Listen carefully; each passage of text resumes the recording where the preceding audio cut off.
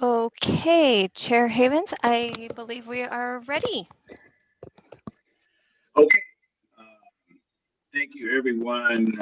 Welcome to the Lake Oswego Budget Committee meeting. It is on April 28th, and it is 6:06 p.m. I declare this meeting open. And Jennifer, would you lead us in roll call, please? Yes. Council members, Mayor Buck, Here. Wenlin, Here. Wynn, Here. Burdick, Here. Boop, Here. Mans, Here. Raff, Here. citizen members, Calabria, Here. Carson is delayed, Corrigan, Here. Cruz, Here. Dodds, Here. Havens, Here. Newt. Here.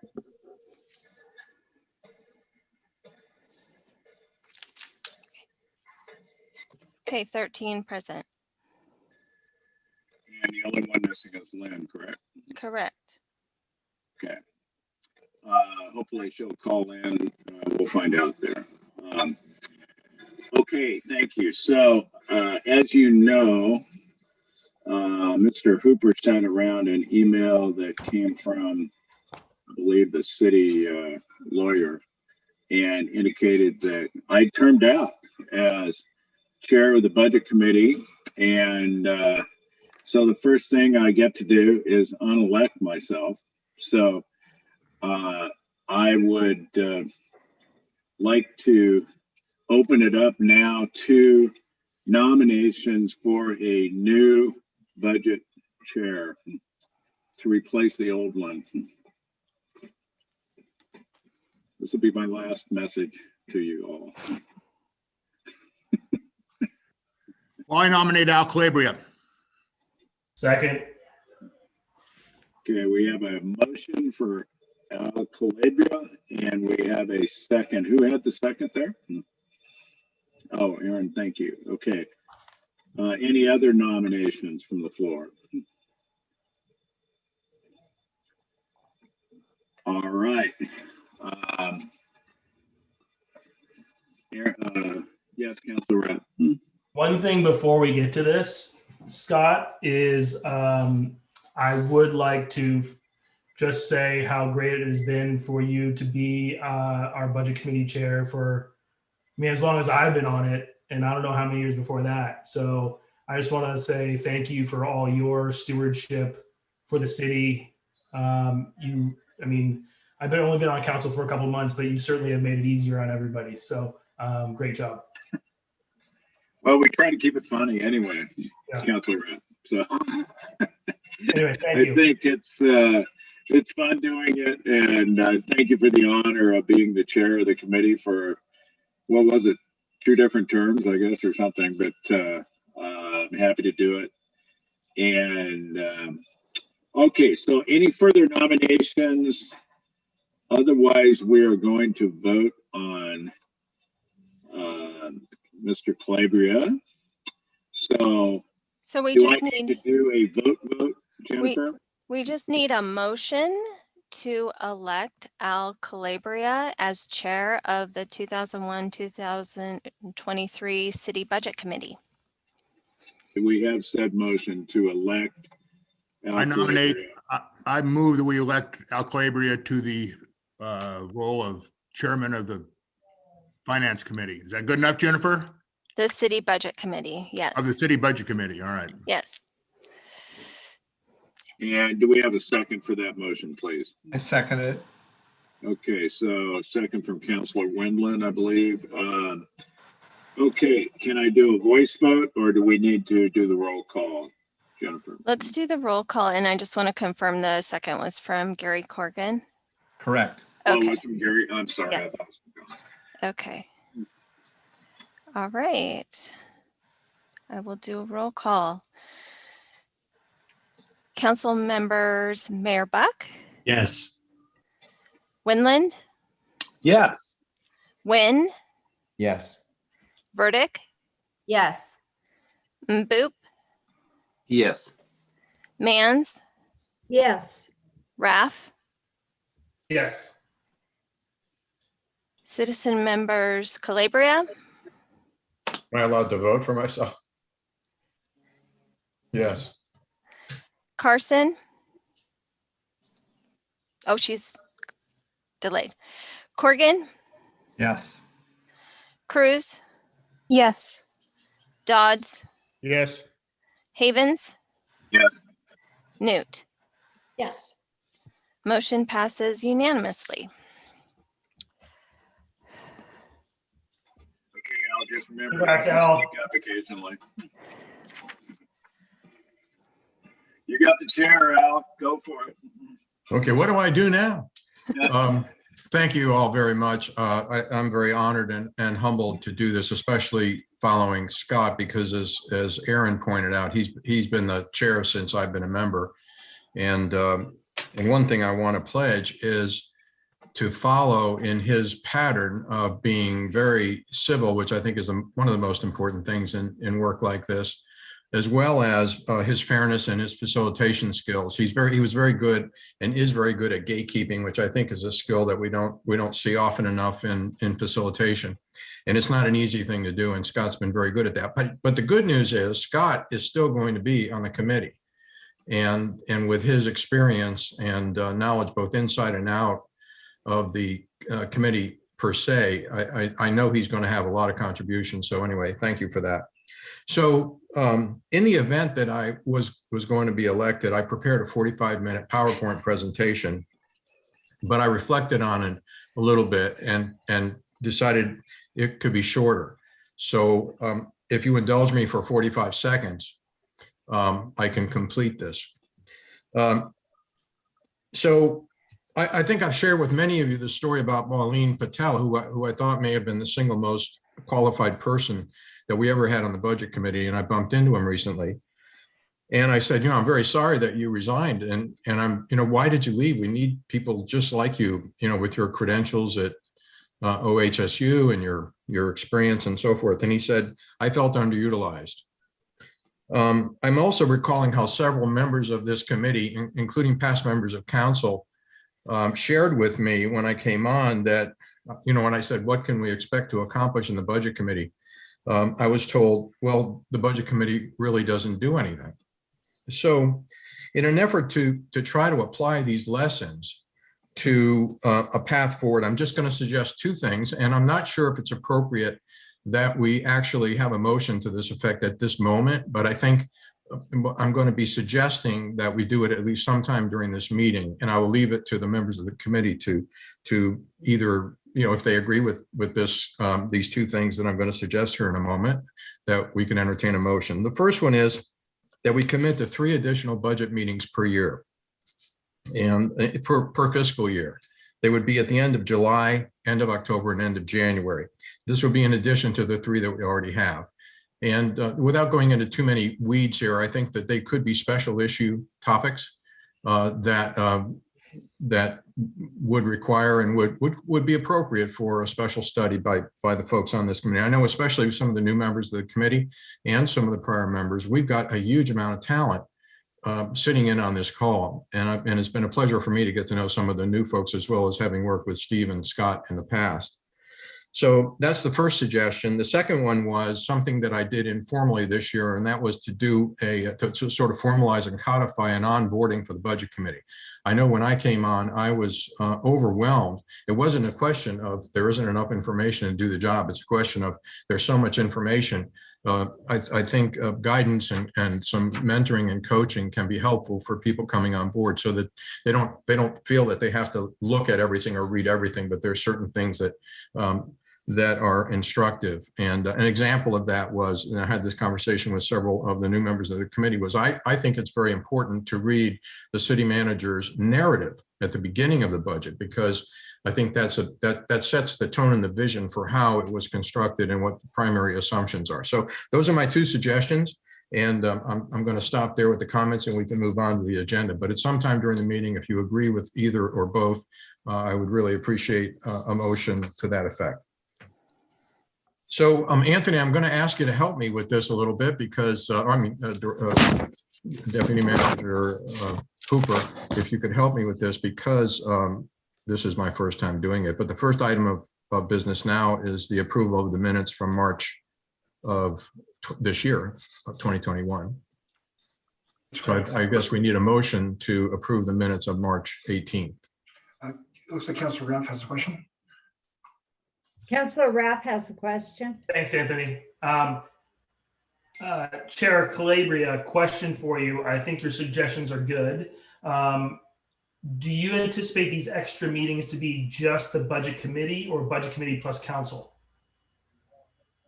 I was thinking it would be the entire budget committee, and I know council has a lot of meetings, and I am not a person that likes a lot of meetings, but one of the reasons for doing it this way is because with the cautions that we've heard about ex parte sessions and the amount of information we're digesting, it seems to me that it would be appropriate to do that. So my initial idea was that it would be the entire budget committee, but if council thought or Mayor Buck thought that that was an additional burden that wouldn't be necessary, then I would be happy to do it with just the appointees. Just on their own without council, or does council have to be there? Council is part of the budget committee.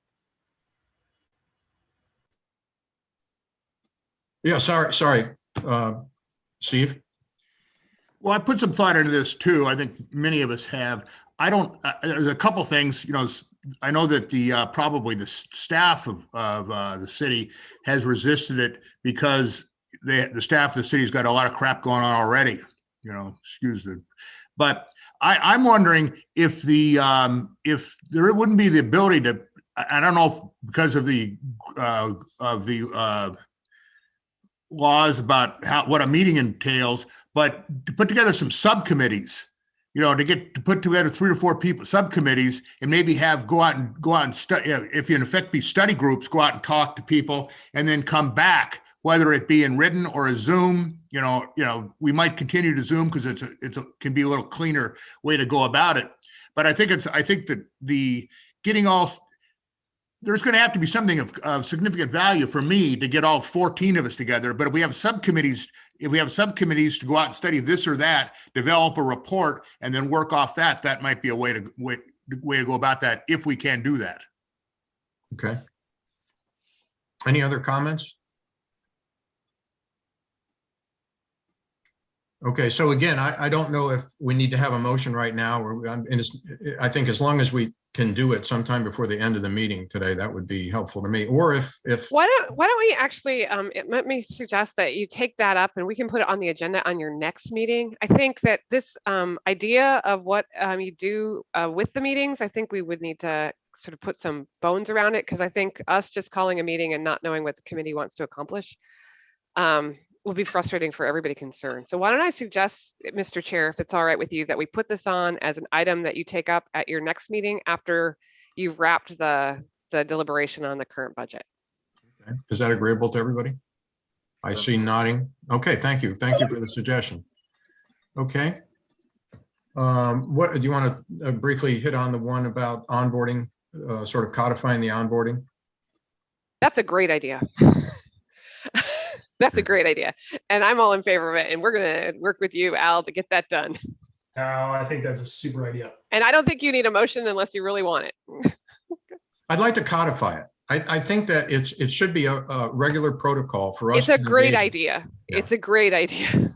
We're in favor. Okay. Can I hear a motion to that effect? I was just going to say, Chair Calabria, I think that's actually part of our overall initiatives too, with not only just the budget committee, but also other boards and commissions. It's part of our initiatives to create a more codified onboarding for not only budget, but for all other boards and commissions as well. So I think it's something that I think is being felt across all of our boards and commissions we have across the city. So I think if it's not already in part of our initiatives already, then that That sounds like just go ahead and do it. Thank you, Councilor Wen. So I'd still like to have a motion, if you don't mind, just to make sure it's officially sanctioned in. And by the way, I will volunteer to draft something for review by the Budget Committee. So by the time I just want to be clear, when you say codified, though, we're not talking about adopting an ordinance that goes into the city's code, right? That's No, what I we mean- mean when we say codified. You mean you want an adopted process that's written down? Yes, and require it as a protocol.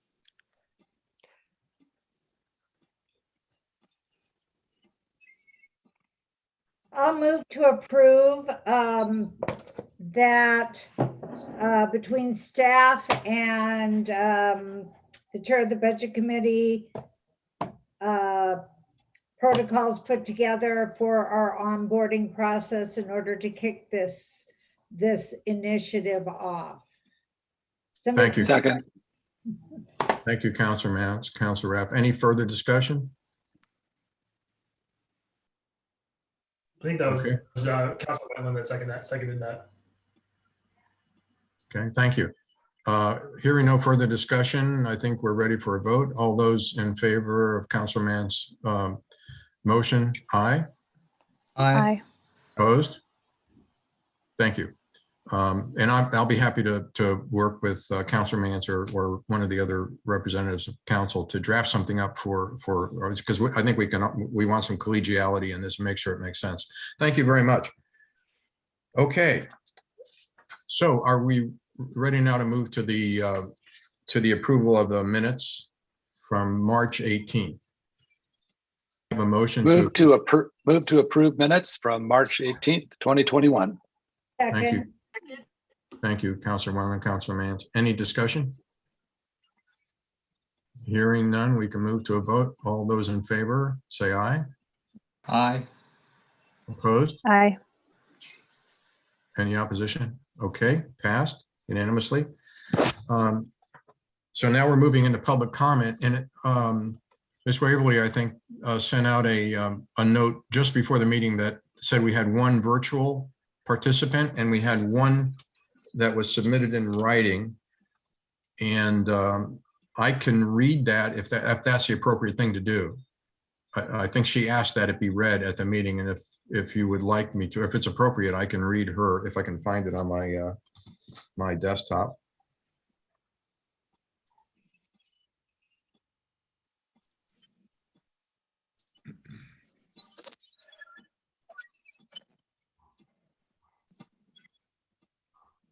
Actually, I am having trouble finding that right now. So rather than fumble around on my desktop. I have it available. I'd be happy to read it if you'd like. Okay, thank you. Okay. Would you like to read it, or if you would like me to? Yeah, I have it right here. This is the public comment from Miss Amy Waterbury, right? Yes, thank you. All right. Let me make it bigger so I can see. Dear Budget Committee members, I noticed in the budget message for the 428 meeting that there is a proposal to add 4 new police officers to the LOPD. This is concerning given that there is a community dialogue underway and data is being gathered about community experiences with the police and insights about what would make community members feel more safe. It may be that this increase is justified, but the optics are not good and could inadvertently sabotage the community policing dialogue by engendering distrust.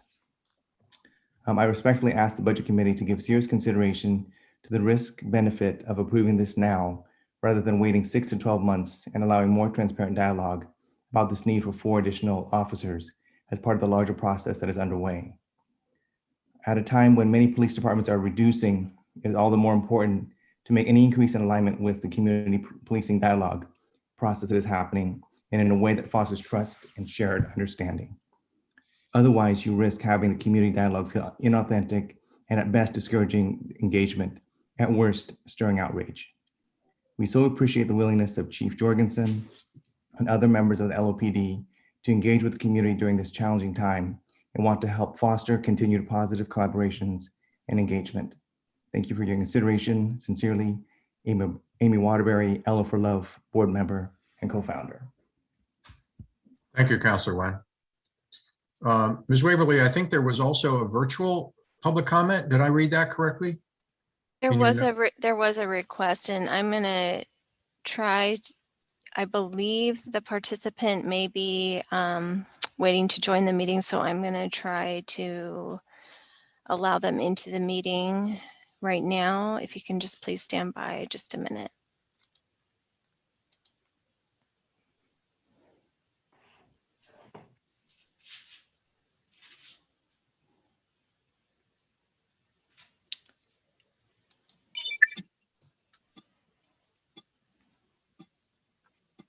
Hello, Mrs. Jones, can you hear us? I can. Can you hear me?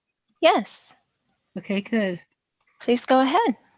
I'm not asking that anything be done tonight, but I have had for a couple of years, I've had a question on the city's procurement process and the process of after a product is procured, selling it off. The issue came up at the library, whereas the oak shelves were given to the people that got junk. City paid $4,000, have them removed. But when I called around when I inquired as to the value of them, everyone seemed to think they weren't worth anything. When in fact those wide slabs of oak were worth, I figured about $14,000. So approximately $14,000 product. Was a $4,000 fee was paid to haul them away. Now I understand that it's difficult to get rid of some products. But I made many calls on that. I tried to locate where they went, couldn't find anything, but everyone said that those were a very desirable product for people in the woodworking business. So I'm wondering why there is no oversight on selling off city property, or if there is, where I can find it and read it.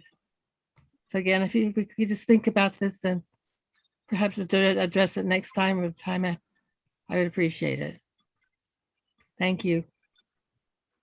Thank you, ma'am. I'm sorry, I did not get your name, but thank you for that comment. So from a process standpoint, do we record that for action by one of our committee members? How do we treat the question? We actually do have a process for how we surplus city property, and I will just have somebody get back to Ms. Jones and directly, and also we'll share that information with you on the budget committee. Thank you, City Manager Bennett. That's excellent. Great responsiveness. Appreciate it. And thanks to the resident, the citizen, for her willingness to come forward. Ms. Waverly, I think those were the only two public comments. Do we have any others? Did we want to have Miss Jones state her address for the record, please? Yes, 2818 Poplar, Poplar Way, Lake Oswego 97034.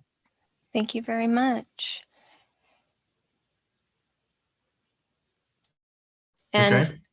I did not receive any additional requests for public comment.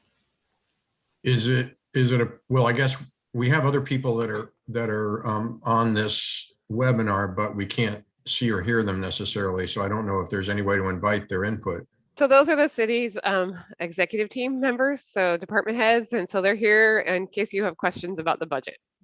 Okay, got So it. we will invite them as needed to help you out. Okay, excellent. So what I'm hearing is we're ready to move on to the next step in the agenda, which is the budget message and summary. Is that correct?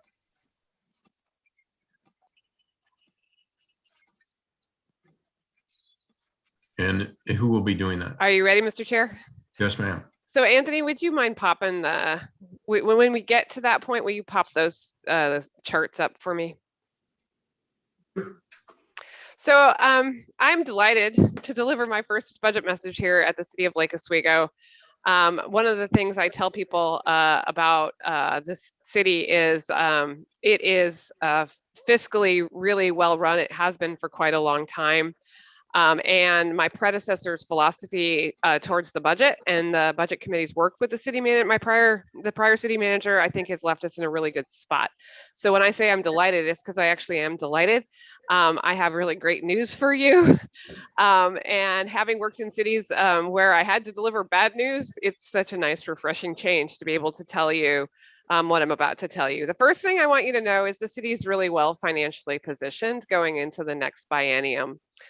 I wrote this in the budget message, but there's a lot of reasons why that is the case. The first is that we have really great financial policies. And if you do decide to have meetings outside of the budget process, one of the things I'd love to have Sean talk to you about is your existing policies, especially those related to reserves. And why do we have those reserve policies and how do they help put the city in a good and strong financial position? The other thing that is delightful about the city of Lake Oswego is not only do we have really good financial policies, we actually follow them.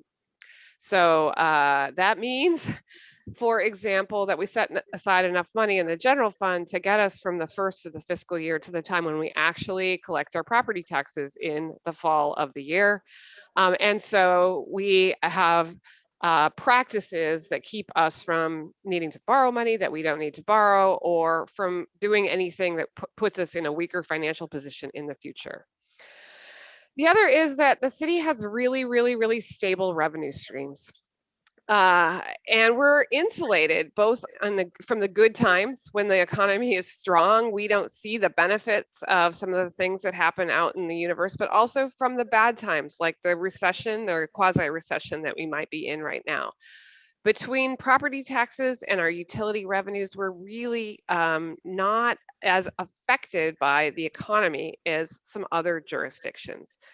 The third is that we're really careful about how we manage our personnel costs, which are the biggest variable in what we face in the city. I think I talked to you at your last meeting about the work that we've done to reduce our healthcare costs. Also, the things that we do in collaboration with our unions to manage our wage increases, and the things that we've benefited from being done at the state level in terms of management of the public employee retirement system.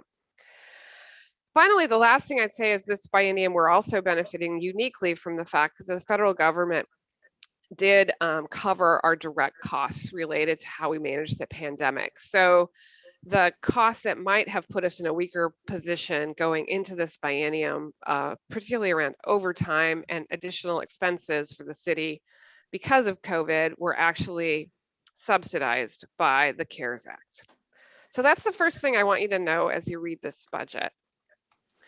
The second thing I want you to know is that like we've done in the past, we treat all of our general fund departments as enterprises, and we let them manage their budgets. And so at the beginning of the process, and I know that I've had Anthony put in what looks like a vaccine chart that those of you who've been on the budget committee have seen before. I'm sorry, maybe I'm a little fixated on vaccines right now for what hopefully is obvious reasons. At the beginning of the process, we allocate the general fund revenues to the departments, and then we ask the departments to manage to that budget, as opposed to essentially putting everybody into a pit and making them fight it out before we develop the budget. We deal with the resource allocations up front.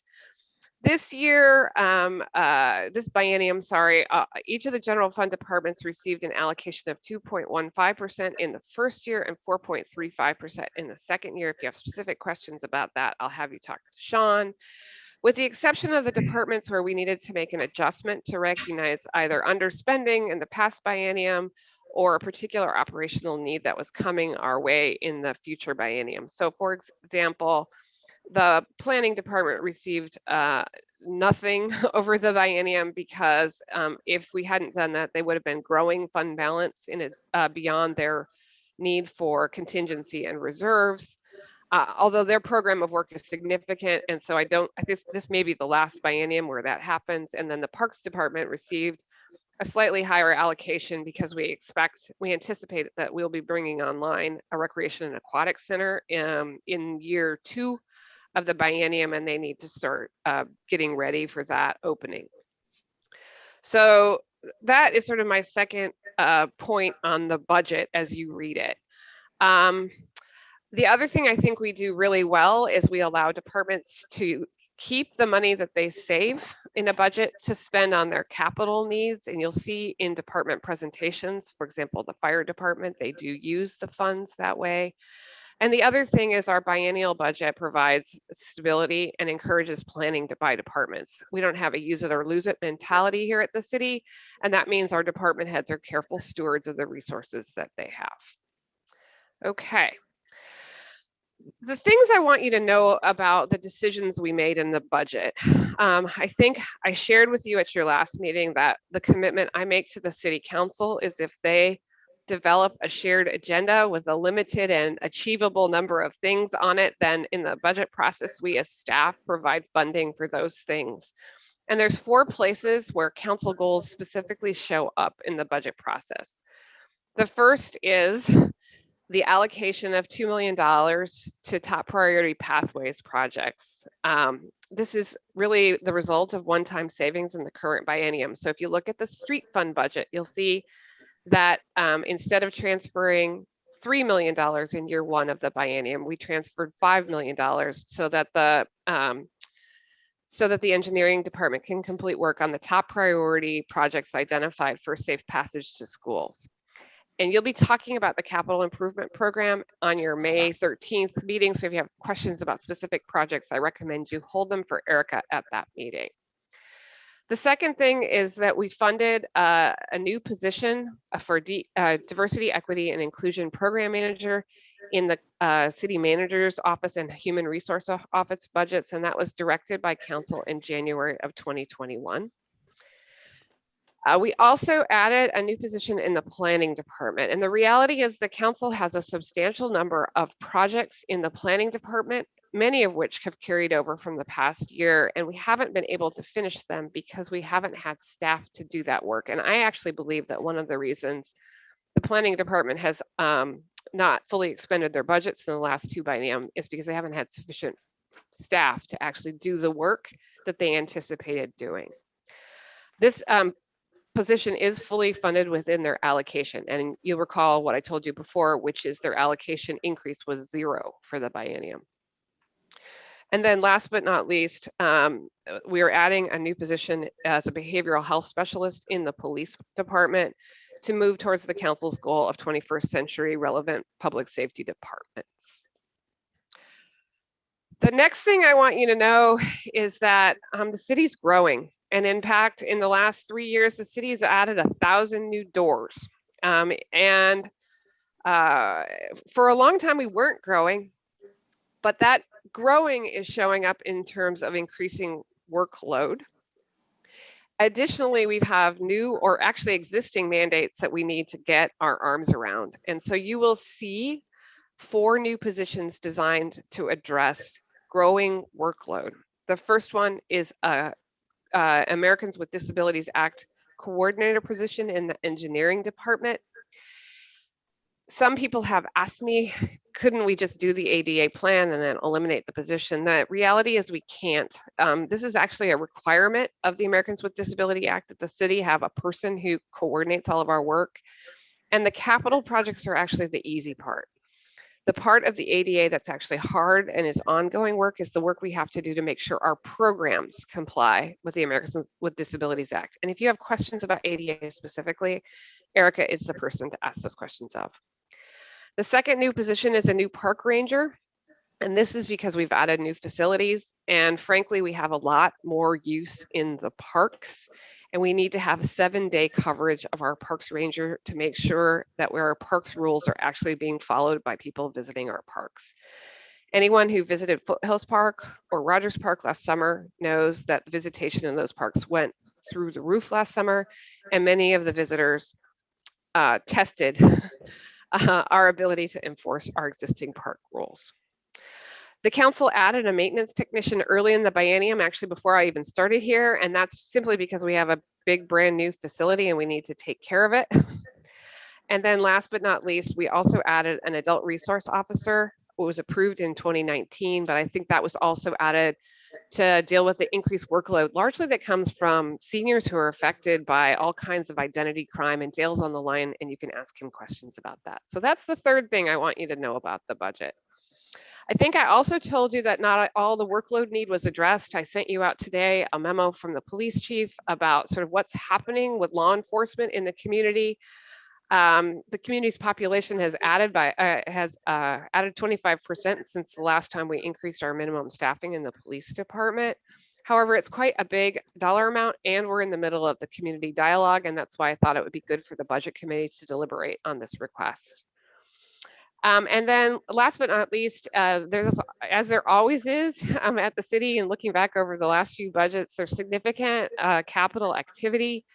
The highest profile project probably being the Recreation and Aquatics Center. There's also several projects though to comply with the Parks bond.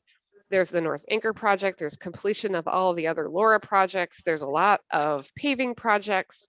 And then, of course, there's the work that we'll be doing with the wastewater treatment plant down on Foothills. So that is pretty much what I would want you to know. I will say with all of that work, with all of those additions, we're still very well positioned. And I guess the last thing I would say to you is there was about, Sean will correct me if I get this wrong, $3.4 million left in the biennium that was not allocated to existing operations. And I propose in the budget that we transfer that to the reserve for capital. And the reason is that we just have so many large capital projects going at the city that I think the city will want to have that money set aside for things that could happen, whether that would be a larger than originally planned swimming pool, or whether that would be a cost overrun on a pathways project or anything else that could happen. So there is some money for the budget committee to work with, but I would recommend that anything you don't allocate to something very specifically put in reserve for future capital. With that, I'd like to cover just a couple of things that I always, and I know this is kind of new.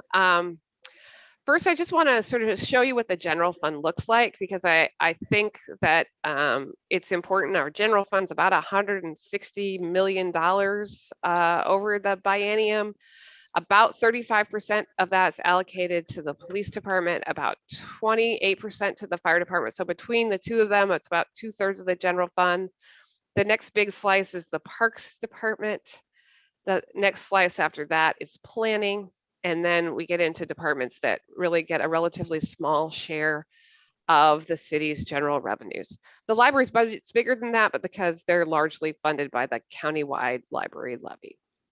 Okay, so that's what the general fund, how it gets divided up. This is in your budget, I think on I-7 or I-8. And then the next slide is the city overall. The city is about 40% general fund, and you'll see the utilities take up a pretty big chunk of what's left, about 35%. And then other is everything else, whether it's reserves or capital projects or the central service fund departments is sort of the rest of the department. So that's, and this is operating budgets. Or is this total budget, Sean? I can't remember this chart. I'm going to make him talk. It's the total budget. It's total. So this is of the $400 million biennial budget. And then last but not least, so there's the total budget. The reason I show you this is because the total budget for the biennium is about $408 million. And about 100 million of it, slightly less, is actually contingency or reserves of some kind. So about a quarter of it gets set aside. We don't anticipate spending. So if you were to approve the proposed budget as drafted, you would be authorizing us to operate with around $310 million for the biennium. So about $150 million a year. Do we have the slide? Yeah, this is a new slide, so we'll send it to you. Sorry. Anthony took this off of what's on pages I-12 and I-13. I just asked him to roll it up. So these numbers tie back to the totals that's on pages I-12 and I-13 of the budget document. And then last but not least, I know the committee is always interested in this. Even with the additional staff, we still hit the same target you set before of no more than 9 FTE per 1,000 population. That's how much the city has grown in the last few years. With that, we're available for questions. And as I said, the department heads are in the waiting room if you have specific questions about their proposals. Martha, I have a question. Could you God, I get can back- barely hear you. Oh, you know what? I'm gonna go get my. I'll be right back. I gotta get something. Take somebody else. I'll go ahead if that's all right with everyone. I keep hearing, and this is not the first time I've heard this 1,000 new doors.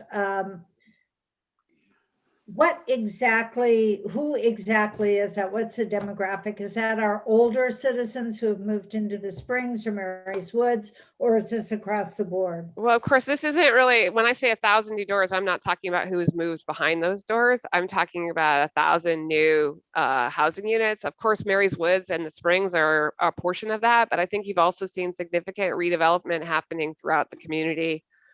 And in many cases, like I live in a home now, you know, because I live close to you, Jackie, that used to be one home. So one home was torn down and replaced with two homes in my neighborhood. So it's a combination of both. I would say probably the big doors that came online were Mary's Woods and the Springs, but I think you're also seeing development throughout the community. There's a lot of infill happening in Lake Oswego. Now, of course, it will run out at some point, except for facing House Bill 2001. So who knows exactly when that actually ends. Well, and that has been ongoing. And the only reason I ask that is that because that does impact our other services, depending upon whether it's Mary's Woods or the Springs or school-age children. Well, and Sean reminds me the Windward also came online in that period of time as well. And that's, of course, a very mixed age. Perfect. Thank you. Any other questions? Mr. Havens. Yes, City Manager Bennett. Could you go, Anthony, maybe could you put up that slide with the where we said we used 309 million, the recent one that was right before Martha. The new slide that I made Anthony create. We're all going to suffer for that, right? I'm kidding. That's right. So you're saying, City Manager, that we bring in about 408 million. We don't bring it in because you'll see the beginning fund balance. So we're starting the biennium with $122 million in beginning fund balance. Right. So we bring in around 287 million. That's what I thought. Okay. Yeah. Got it. I see. And don't forget some of what well, anyway, is that the question? Basically, I just wanted to rectify the difference between the total of 309 million that we're authorizing you to spend, if we approve that, to the 408 million number that you mentioned. And if I go to the 309, don't forget too that 60 million of that is a debt service and transfers. And so that's not actually, you almost have to subtract that out in terms of what departments will actually end up spending, if that makes sense. Right. Okay. Okay, that was my question. Just wanted to clarify. Any other questions? I have one. So I really like that last slide, if you wouldn't mind going back to it, please. I just wanted to make sure I understood. The total contingencies and reserves are almost $100 million, if I'm understanding that correctly. And my understanding, I guess one question would be, the way Manager Bennett put it, as I understood it, you're authorizing, approving the budget authorizes the city to spend the monies, not including the contingencies. So what authorizes the use of contingencies, and how do you determine those priorities? Is it council? Yeah, it is council. Sean, do you want to talk about how we move money from contingency into operating budgets? You'll say it more precisely than I will.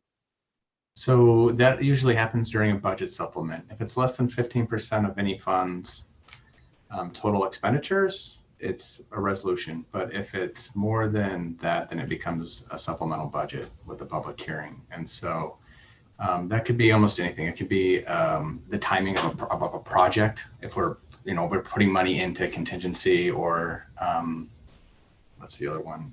Basically into contingency if we need to for the future biennium project. So something like we just done this for the city hall. The project was ahead of the rate that they had budgeted about 2.5 years ago. So we had to move $6 million from fiscal year 21-23, which we had in contingency, and had to move it into the 1921 biennium to spend those funds. And so that's a bulk of what it is. And another bulk of what our ending balance, our contingencies are basically the reserves for the utilities, or like the parks capital project fund for the bonds. It's really mostly, there is like about 23 million that's for the general fund, but the rest of it truly are really capital reserves for the utilities, or other capital. If it's not the utilities, then other capital fund projects or departments.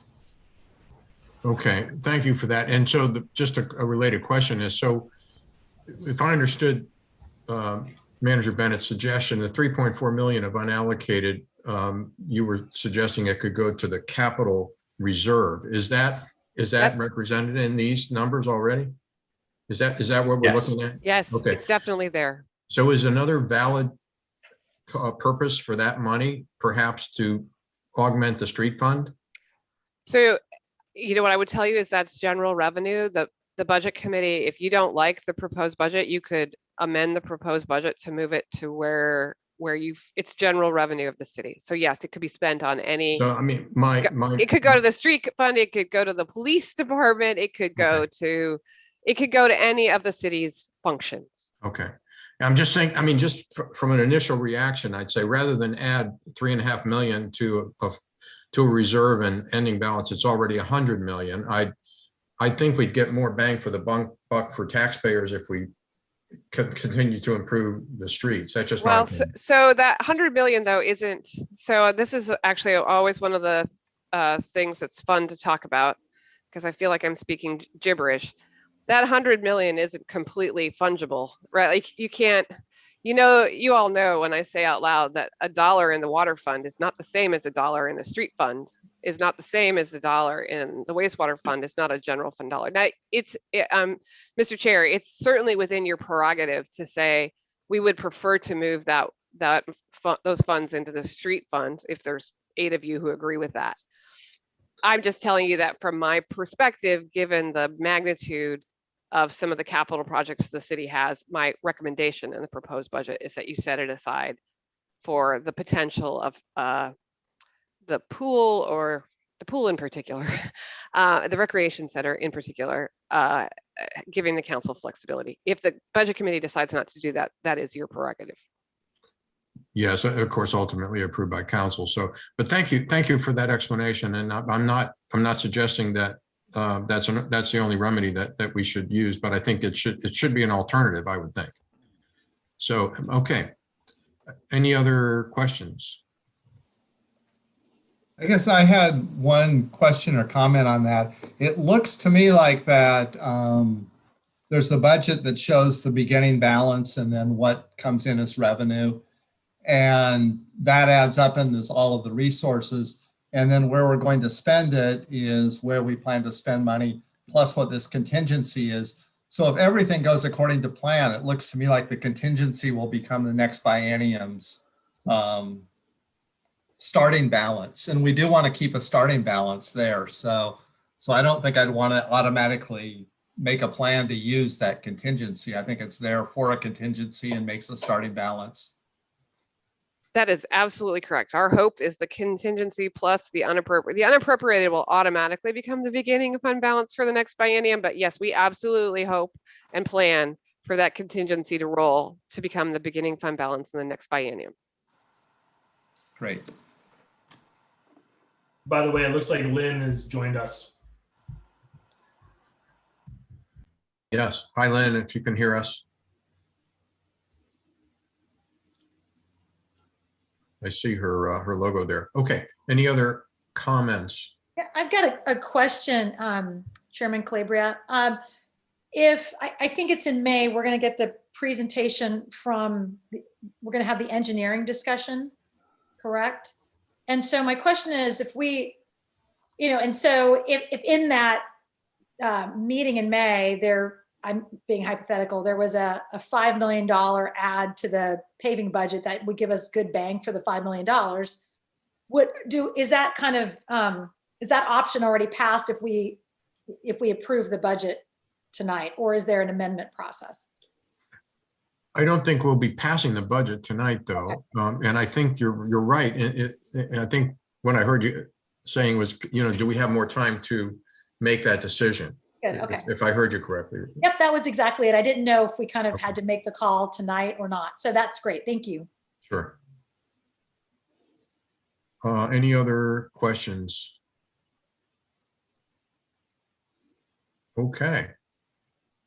I have to be looking all the way across because I know Councilor Mansheimer had a hand up on the last topic and I didn't see it because she was up in the upper left corner. So anyway, I'm trying to be better at that. So I guess I think that concludes that part of the agenda, unless we have to do anything else with it right now. And the next, if we're ready to move on to the next item, it's state shared revenue uses public hearing. And I'm not sure who, is that City Manager Bennett? No. Director Cross. I'll do it. So Jennifer, can I share my screen or no? Yes, you should be able to share your screen. Let's see.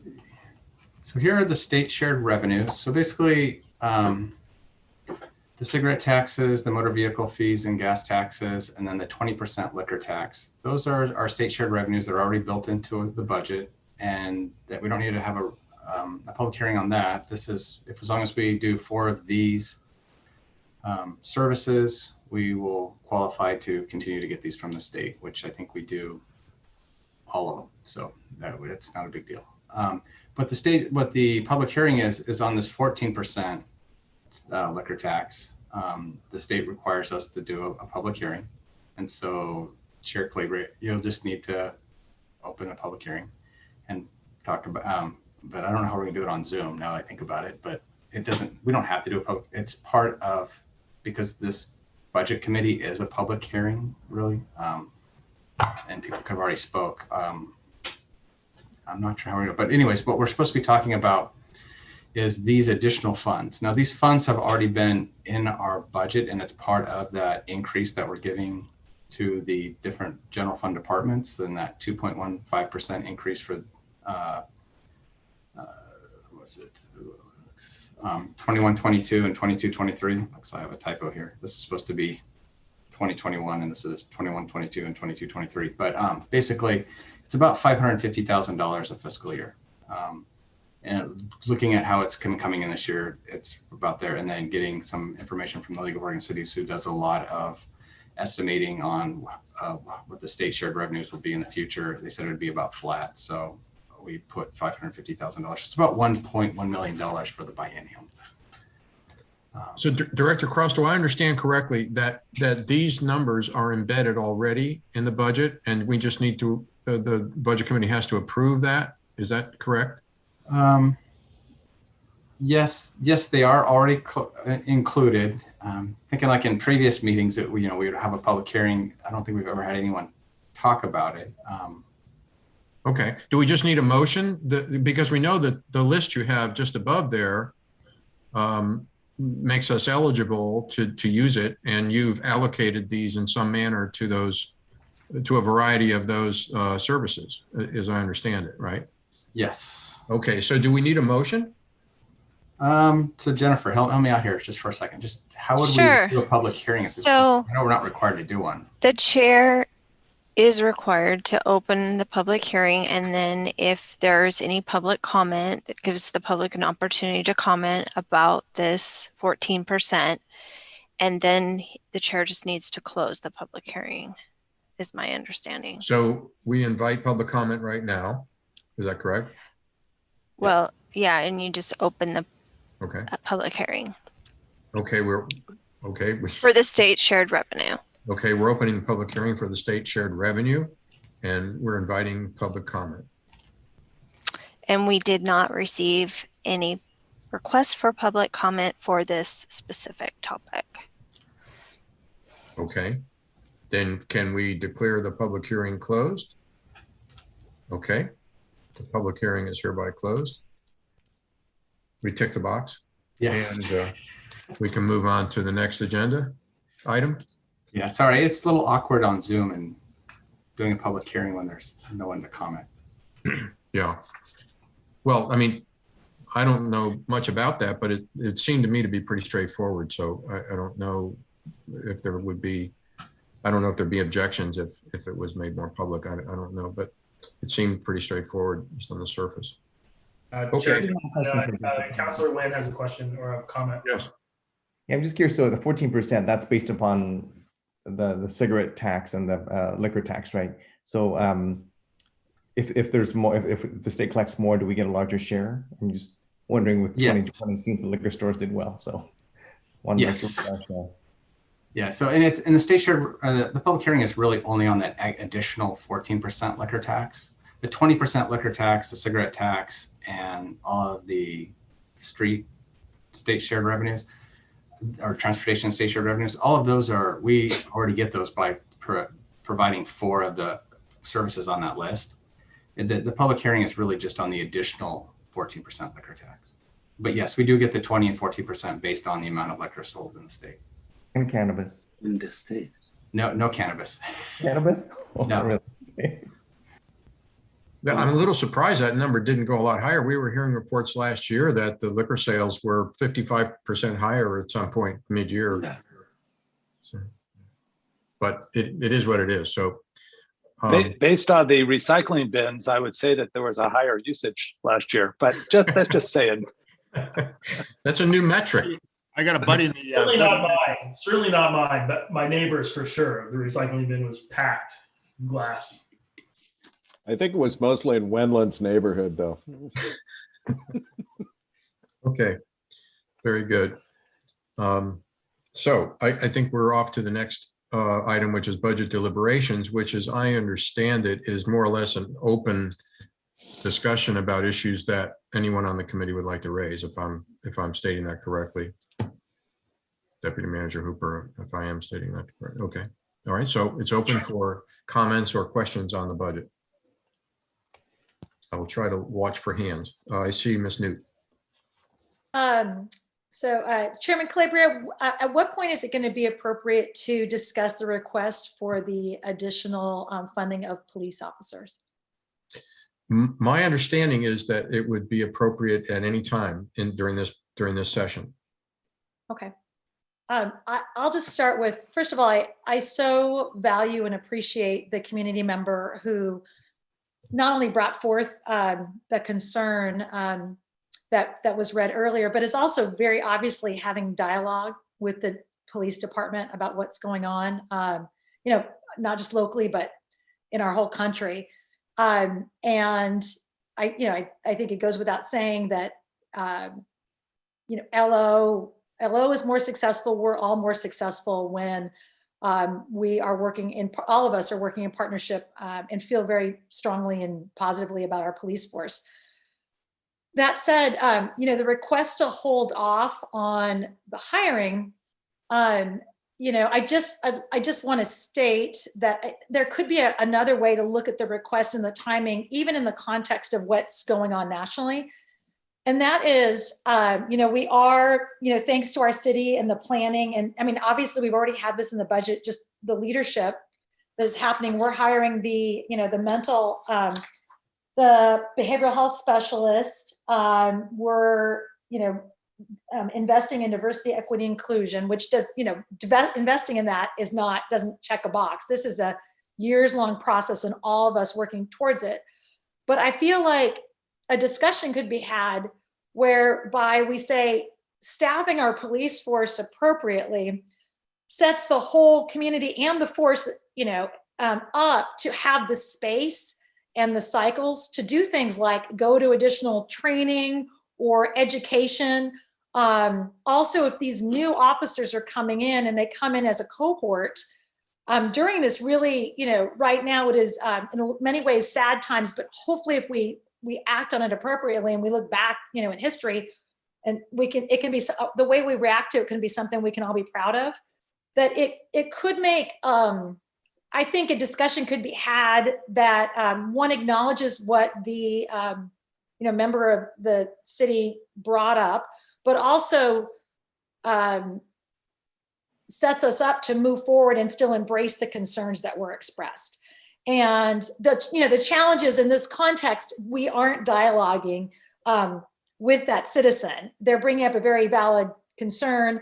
You could hypothesize that we vote and either vote not to fund, to fund part of it, or to fund for, but it still all happens kind of in a vacuum. So I just wanted to bring up that feeling that, just kind of delaying the allocation based on those concerns doesn't feel like a kind of congruent, complete thought to me, and kind of ask to see if there's another way to, make the decision a little more holistically. So I'll stop there. Okay, I see Councilor Mboup's hand raised. Yes. Thank you, President. Thank you for the city workers who, drafted this budget. Thank you, Martha, for the great work. I totally agree that it's inappropriate to even think of raising any police forces when we are working in a police dialogue with the city. We don't know what we need. Maybe after the dialogue, we will add 5 police officers. Maybe we won't add anything. So I think, for the respect of the community, it's something we should. And plus, there are like Lake Oswego Police Department, they don't have body cameras. We don't know what the police officers are doing. Why invest in having more police officers when we don't even have what the whole entire nation, most of the police forces, they have body cameras. Why we don't invest on that? So talking about a budget that is, a holistic budget, a budget that take into account the need of the community, because we can even talk about, because the population growth, we need more police, is something that can be questioned for many reasons, because population has grown, but the technological means we've had has never been seen in our city in the last 30 years. There's always in every corner of Lake Oswego, there's a street camera.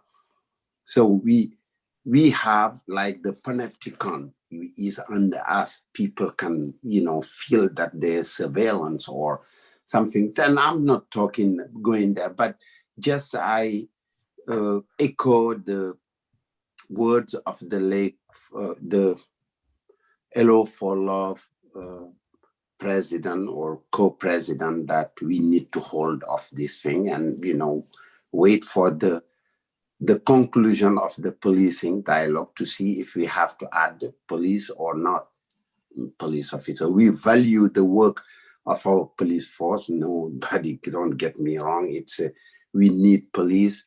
They're doing a wonderful job, especially the police we have in Lake Oswego. I know I talked to the chief. I want to continue a dialogue personally with them on what they're doing.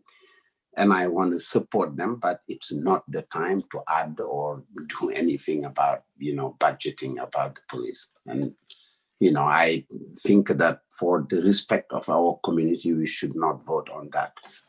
Thank you. Thank you, Councilor Mboup. I see there are 4 hands raised, and I'm going to just read off from left to right. Mayor Buck would be the next one, then Councilor Mans, then Councilor Burdick, then Ms. Cruz. If that's okay, I'm just going to go in order. I didn't see the sequence in which they raised their hands. So, Mayor Buck. Thank you, Chair. I to add on to this conversation, I concur with my colleague. A large part of what we're doing as members of this budget committee, as of course those of us as members of the city council, is building community trust, and we build that trust by establishing integrity.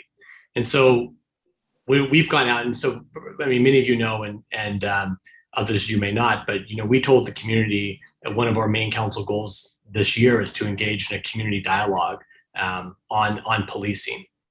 And so we tell the community that we're having that dialogue and we engage with them in surveys and focus groups in a very large, robust community process to seek their input. And when the city invests in that process, and we ask the community to also invest in that process, but then when we make decisions integral to that process, completely outside of it, that breaks down that trust, and integrity. So to ensure that we're respecting our word and the process that we've laid forth, and to make sure that we're making decisions with robust community input, notice, involvement, and with the department data. So just to let everyone know where we're at in this process, we've been out engaging the community, but we have, as a council, we have not yet received any of that engagement. We haven't had those study sessions. We haven't received really important data on our men and women in the police force, what they're doing, what their needs are, because it's more robust than adding than just the personnel. It's the training, it's the equipment, it's everything together. And so to what Ms. Newt said initially, it really requires a holistic approach, and we're just not geared right now at this moment in time to have that approach. So I'd really respectfully request that everyone on the committee that we honor the process that we set into at the beginning of the year, and just set this topic aside and integrate it into the broader topic we're having about community policing in this time to come. Thank you. Thank you, Mayor Buck. The next thing, I'm still going in order. Councilor Manns was the next one, then Councilor Burdick, then Ms. Cruz, and then Ms. Carson came on with her hand up a little later. So Councilor Manns. Thank you. I too would like to thank Ms. Newt for bringing this up. It is an important topic. One thing I want to be perfectly clear on is that this is not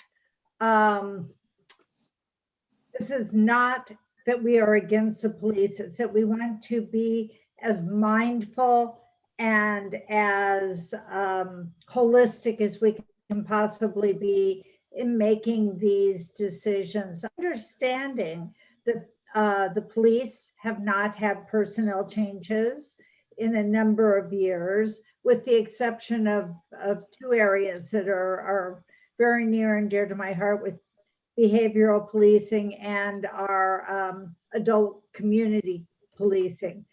I am so looking forward to hearing the outcome of where the police feel that they will need future policing for the 21st century as it fits in our goals moving forward. So I would concur with those who are now speaking of taking it slow, pausing, if you will. That does not mean that we are going to not fund.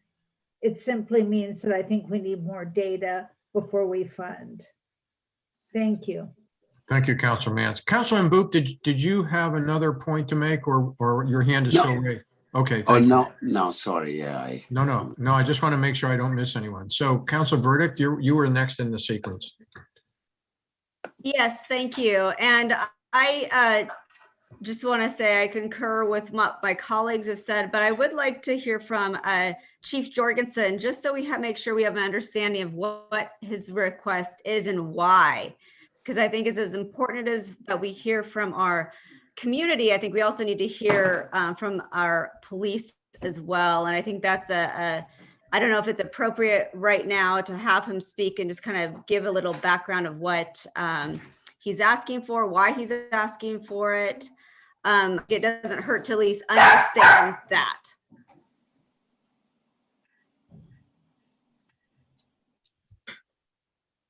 Okay, we assume he is listening, but we don't know for sure. Jennifer can bring him in if you want to hear from him, Mr. Chair. Yes, at the request of Council Burdick, I think it's appropriate to do that. Great. Okay, please stand. Can I say something? Oh, yeah. Quickly, sorry. Yeah, it's a little noisy here. I agree with Councilwoman Burdick. We need to give Chief Jorgensen a voice. And from his memo, I gathered that there is an aging problem with the force. And as you guys know, when we run our companies, it's important to train to backfill the funnel before a lot of them leave. So a lot of them are eligible for retirement right now. So that's my only concern is we just need to give him a voice and understand that the memo says why it's important for them to fill those positions right now. So that's just my point in all this. I'm not for or against. I just think that we need to consider the workforce right now. Okay, thank you, Dr. Carson. So I think that the appropriate thing to do is bring Chief Jorgensen in, and then the next hand that was up was Ms. Cruz. So Chief. Thank you, Budget Chairman, and thank you for letting me join you tonight. I appreciate this opportunity.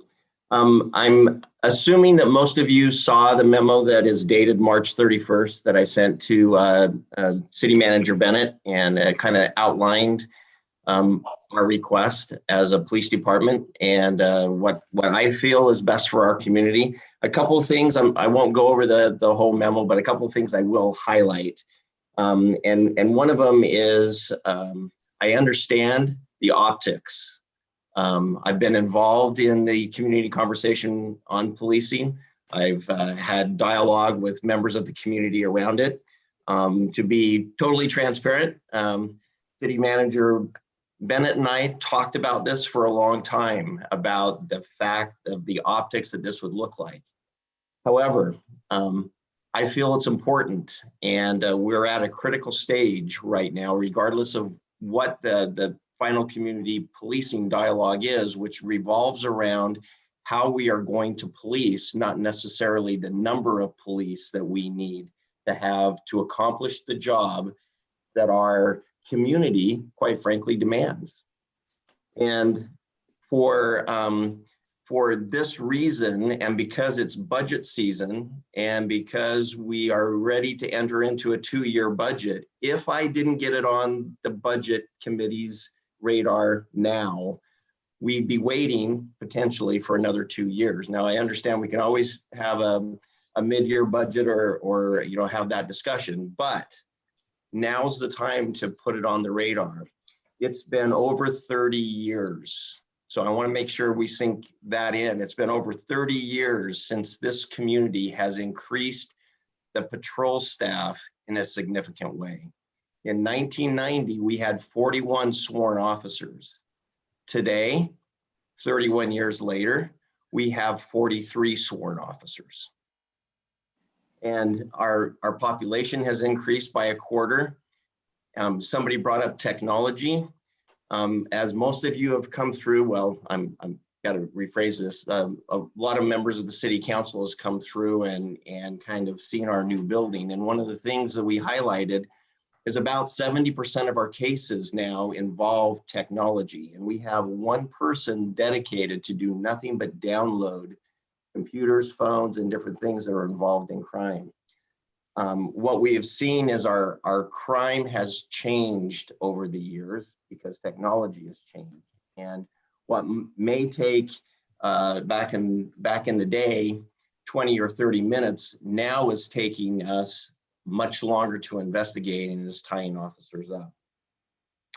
So the proposed for the extra 4 staff was actually to create what we call a relief shift that would work during the hours where we have no overlap.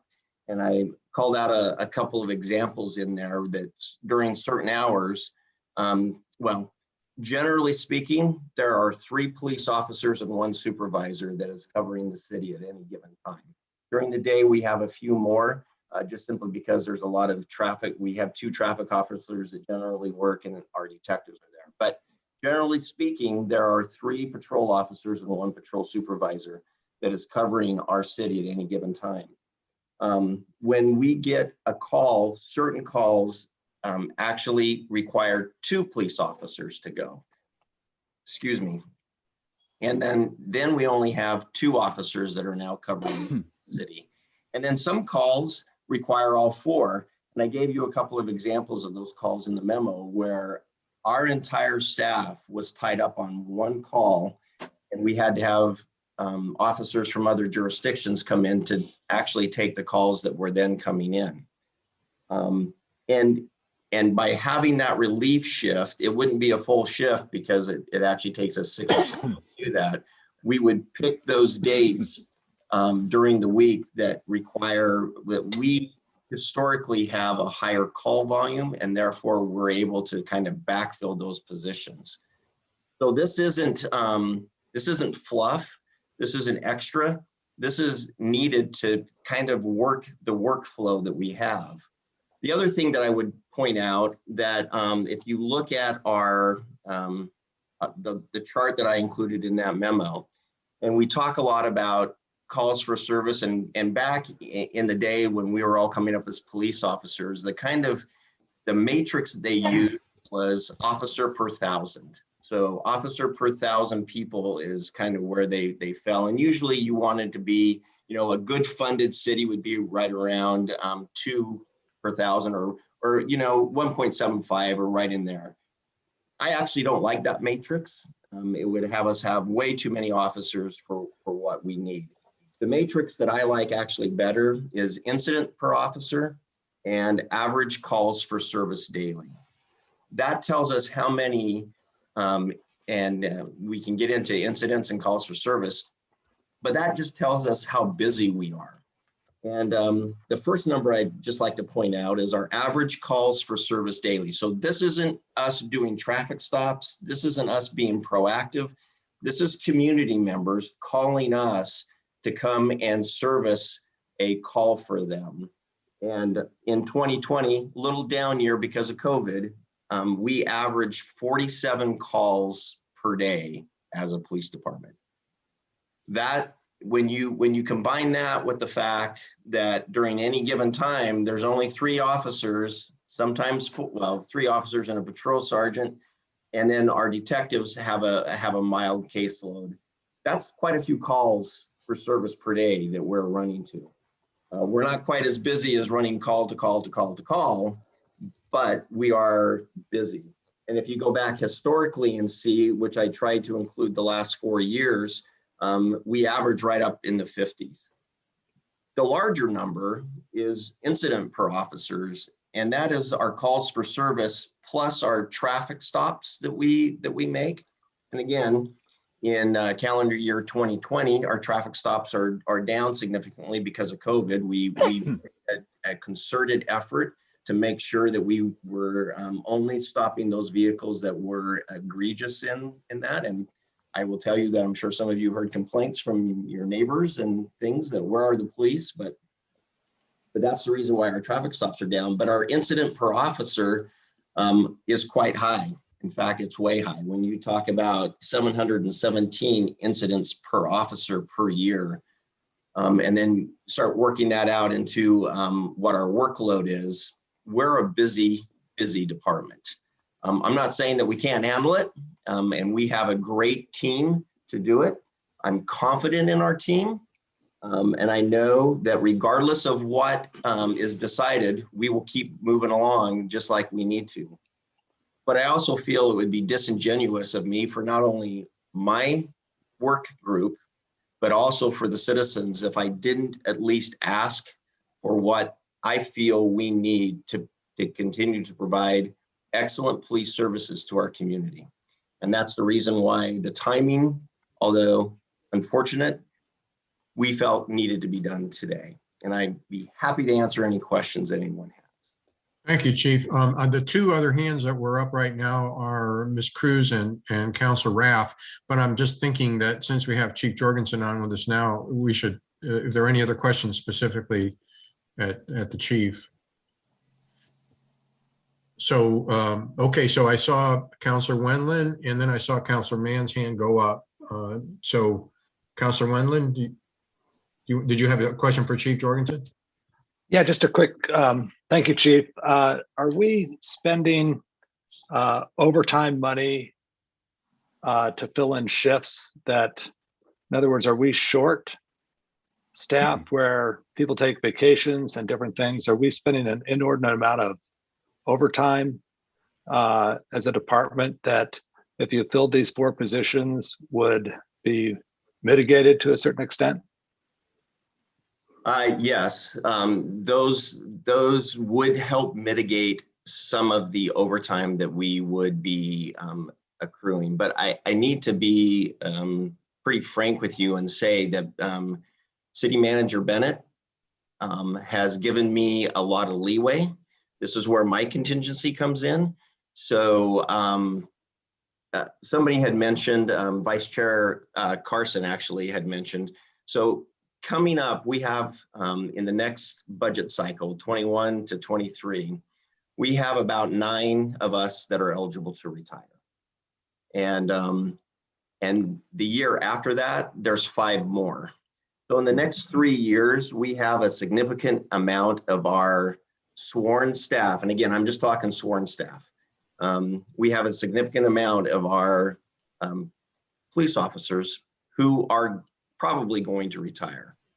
I don't want to take a lot of your time because this is part of my May 4th conversation with the council, but it takes us a year to get somebody hired, trained, and on the road counting, as we call a solo officer, where we bless them to go out and do it by themselves. It takes us a year. And because of that, City Manager Bennett has allowed me to do a little creative overhiring and use my contingency to kind of bleed into that so that we don't get caught short. We are getting to the point where we need to start, if nothing else, hire those 4 people, because I know that we're probably going to lose a significant number of those 9 when the time comes. And if we don't start planning now, if I'm not looking ahead at least a year to a year and a half, it's too late. Because by the time we turn on the spigot and we start hiring, I'm behind.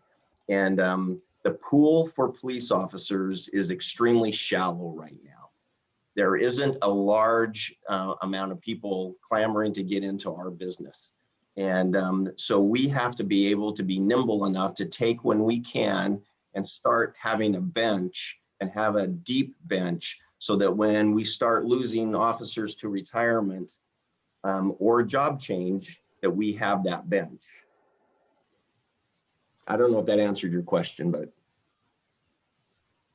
Okay, now I saw Councilor Mann's hand go up for a question for the chief. Is that right?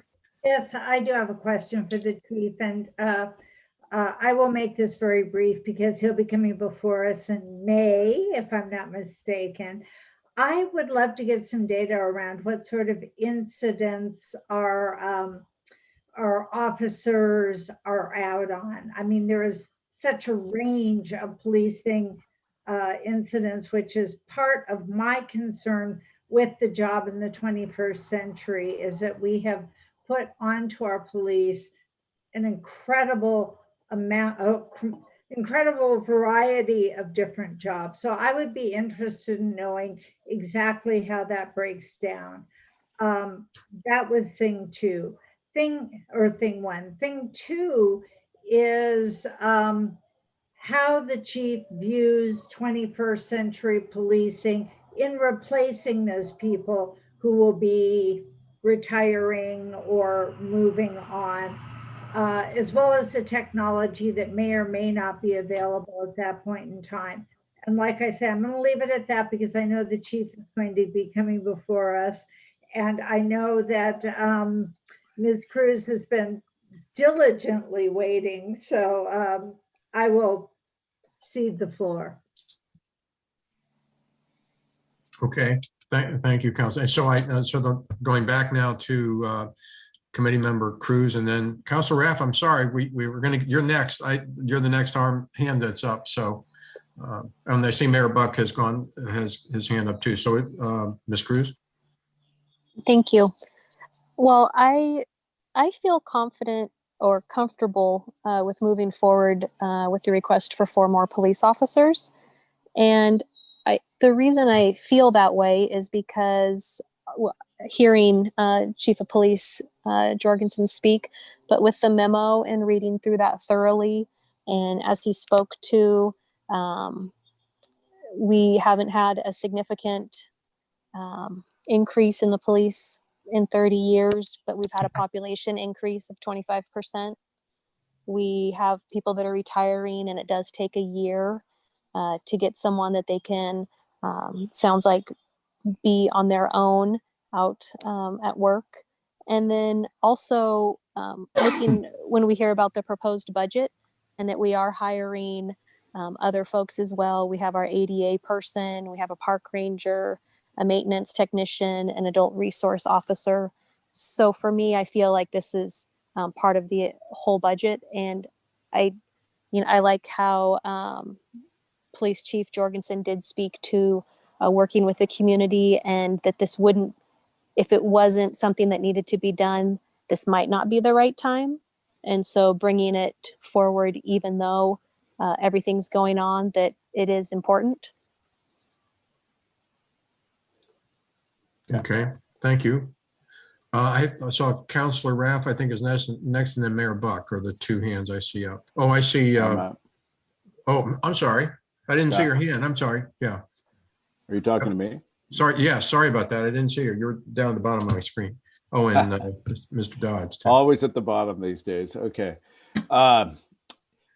Okay, Chief, thank you so much for your presentation. I wanted to clarify, it's 170,000, including PERS and all that, for a new officer. Does that sound like a correct number? It seems high to me, but maybe that's what it costs.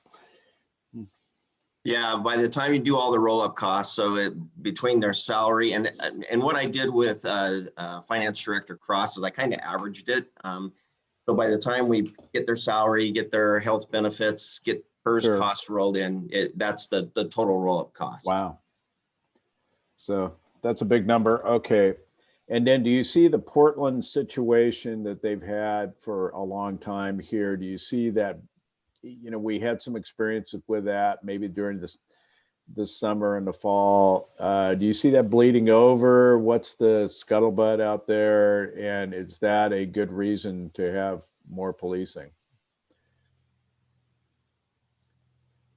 I'm talking the various demonstrations and worse down there. Let me answer that by this way. Regardless of what was happening in Portland, this is the right decision. This is our community. Our community is much different than other communities across the nation. And so I would kind of characterize it as the timing is unfortunate, but even if this wasn't going on everywhere else, this would still be my ask. Because it's not so much because of what's happening in Portland or what's happening in other parts of the country. It's what has not happened historically in Lake Oswego is us increasing and keeping up with our population and keeping up with just the growth of what is putting a demand on. So I wouldn't characterize it as this isn't the outset of what is going on in Portland. This is the outset of what is going on in Lake Oswego. And to kind of go along with that, Councilor Mans brought this up, and there'll be a bigger discussion in May. But if you look at on your budget breakdowns, two numbers that kind of speak to that as far as crimes go is Part 1 crimes and Part 2 crimes. And you can see that even though with COVID and everything else going on, 2021, and just to reiterate, Part 2 crimes back in 2017 was a different number, but Part 1 and Part 2 crimes are creeping up, and that's with a COVID year. And so we have seen an uptick in crime, and there's lots of reasons for that probably. I have my theories that we'll discuss later, but those crimes are actual crimes. That's not us going out on dog calls. That's not the quality of life calls that we sometimes joke about in Lake Oswego, where no call's too small. Our crimes are going up, and we're seeing that uptick. And I'm sure that anybody in the neighborhood has had their car broken into or other things. We're seeing more and more of those type of crimes that are happening. So If I don't call on Councilor Raff, he's going to, I think, yell at me a little bit. Also, it would be helpful. What I'm looking for are the yellow hands. If you scroll over the bottom of your screen, there's a raise hand icon, and that's the way I can spot you. So I have Councilor Rapp's been waiting patiently, and Mayor Buck was next, and now I see Mr. Dodds and Councilor Wen. So that would be the sequence just going across my screen is how I see you. So Councilor Raff, sorry, I apologize. Now I'm going to just say, like, be careful what you wish for, Al. Now you're the chair. You got to figure out the order of the raised hands. So now you know how Mayor Buck feels. So I love the conversation about this. It's such a tough subject. One thing that I keep kind of going back to with the police officer conversation is something that I promised during my campaign, and I feel very strongly about, which is, and honestly, we don't need community discussion to know it, because we've been told this for a year now, which is we need our police departments to represent the people that live here, which means we need more women and more BIPOC officers. And so where I always kind of fall back to is, regardless of optics, if we don't give the chief his head count, that is a vote for not making our police department more representative, because this is one chance in 2 years. So that's the way I think about it. Like, if we want to do that and we know the community wants that, you have to do it now. And if you don't give the head count, you can't even go down that road. So those are my 2 cents. Okay, thank you, Councilor Raff. Now, the next hand I saw was Mayor Bucks, and then Mr. Dodds, and then Councilor Wen. Thanks again, Chair. Chief, I just want to clarify, thank you for the presentation.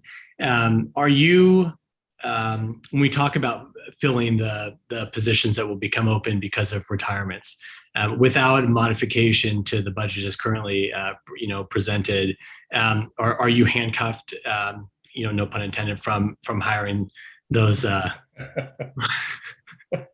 we love police, puns around here. It's our favorite thing.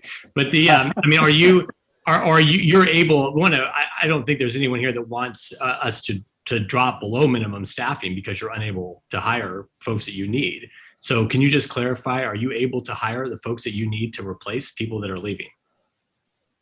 So here's where we get into a bit of a interesting dynamic. So although I know, I need to be careful how I say this, although we know that there's 9 of us that are eligible to retire, legally, I can't ask them when they're going to retire.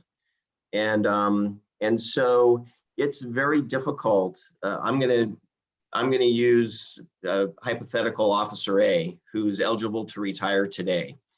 I can't go to Officer A and say, hey, give me an idea when you're going to retire. That's actually discrimination, and we go to classes to tell us not to do that. Now, if Officer A volunteers that's different. But so handcuffing, no. City Manager Bennett, as I have mentioned, has allowed me to fudge a little bit. I don't know if she'd let me fudge 4 people. Knowing that there is a possibility that the 9 people that are eligible to retire might not retire right exactly all at the same time. And that's where it becomes a little problematic. So it's a little sliding scale. I will tell you, I have, and again, not because Martha's my boss, it's because it's true. She has given us wide latitude, and she works very collaboratively with us, and she gives us a lot of ability to do our job. Mm. Even with that said, no handcuff intended, having those 4 extra officers would provide some immediate relief into a very busy shift schedule that we are currently having and anticipate continuing to have. And then, Chief, thank you for that clarification. So as you know our timeline for the community policing, and for everyone on in this meeting, Chief has been integral to this process and extremely supportive, along with the rest of the command staff and the team. We're engaged in an incredible way with the community, and that we're entering this process. Are you put into an impossible position, waiting 2-3 months, as we go through this upcoming summer of our dialogue on community policing, for us to make this decision?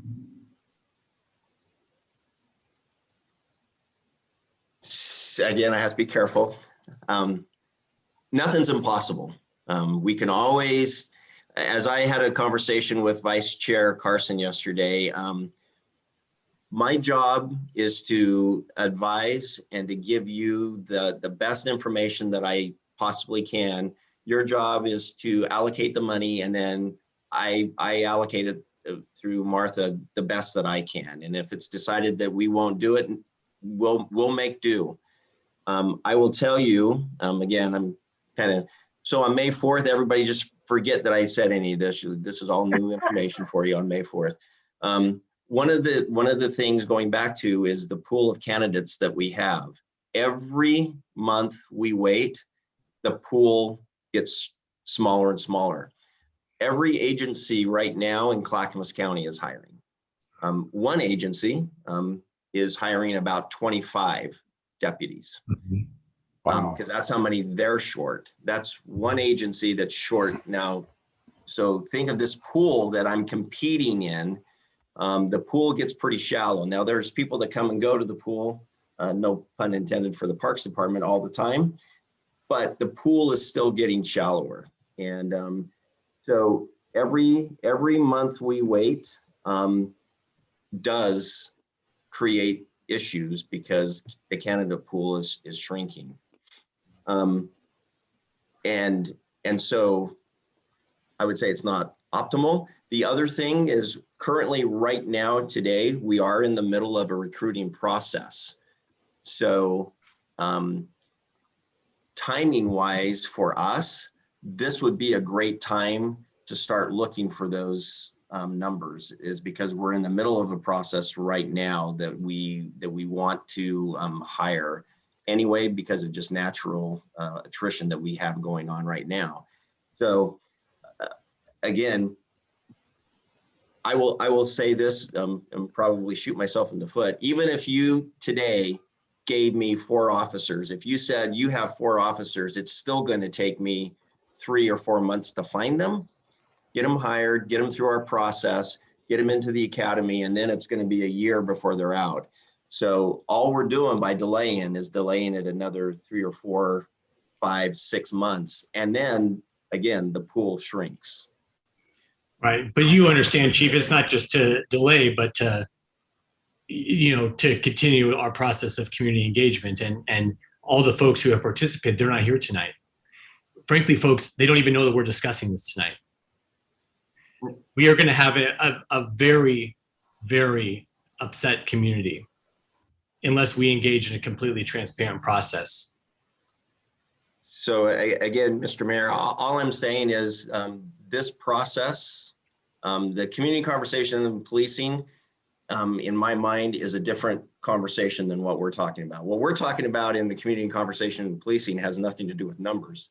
It has to do with how we police and our procedures and our process in that policing. It has nothing to do with the numbers that we do, because until you tell me, I mean, it was very clear entering into that process that wasn't going to be on the plate. So I get the optics of it. However, the process for the community conversation on policing was substance, not numbers of cops that are in the community. And this, like I said, this conversation would have gone on eventually, regardless of that. Okay. Mr. Dodds, and then Councilor Nguyen was the next hand up. Well, I don't want to be overly blunt, but I tend to be overly blunt. I'm a little confused about this whole conversation. I mean, we have the most fundamental thing of a city is to have police department protecting, the fundamental part of government is to have, the reason for government is to protect citizenry. That's what it is. And that's what's going on here. The community policing thing is absolutely important. It is a priority at this period of time. That said, it sounds like I heard you say 9 and 4. That'd be 13. That's almost a third of the about a third of the police department apparently is getting ready to retire. You have a bunch of professionals here. You have the city manager and the police chief talking about how they're going to work the system. Everybody in the city council is conscientious. I think that to say that the hiring of police officers outside of the community policing, that should be transparent. That shouldn't be something that's hid. You should be able to, that should be able to be, the case should be made publicly. And I agree that probably the community policing is going to have to happen, ahead of that wave. But as long as we have this in our queue, which is, we've had to figure out a way to pay for it. As long as we have it in our queue, then we should let our professionals figure out how to work the system, and our city council, do the same. You wouldn't be fulfilling your job if we didn't have a proper police force. And so I guess I know everybody wants to. I don't know what the point here is. I mean, quote Bill Belichick, everybody's got to do their job. And if everybody does their job, we're good. And I don't think we need to fuss, frankly. Sorry. Okay, thank you, Mr. Dodds. Councilor Wen?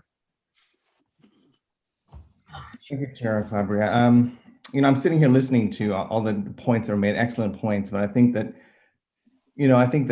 all of us come from different backgrounds. And I think that certainly from a professional background, we also, in many of our outside capacities, we are also in charge of hiring people and attracting talent. And I think that I've heard it said several times that the candidate pool is shrinking, it's getting more shallow. And I've got to believe that when we are looking for the best candidates, that we should be striving to become an organization that is an employer of choice, that we are not having to go out. I mean, of course, we have to be recruiting, but I would like us to be a shining example of, hey, I'm a police officer and I aspire to come work for the city of Lake Oswego because their values as a city and their values as a police department align with my values as a police officer. And that's something that we want people to build their careers here. We don't want people to hop from one department to another because of one scandal or the next. So I think that the discussion about if we don't hire now, we're going to lose out on candidates that are available. It's not a shopping spree. I mean, with all respect, I feel like that we've got to invest in the work that we're doing right now. And part of this investment in creating this atmosphere, creating this environment of having a quality police force, becoming ultimately an employer of choice for those in this profession. You look at all these organizations where you're amazed at the talent that they're able to attract. It's because of the leadership in that organization. Companies that are successful aren't out there because they can hire as many people as they can quickly. It's because people choose to work there.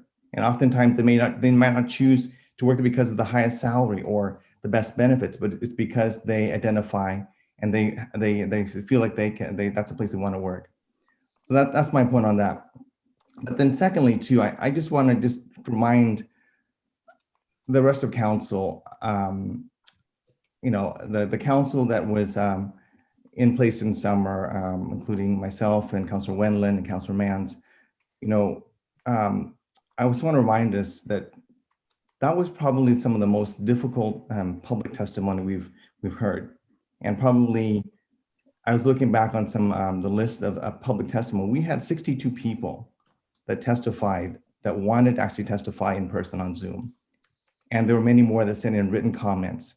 And there are others, I'm sure, that could not participate because of the timing of that the public comment period. So especially on this topic here, it's more than just optics.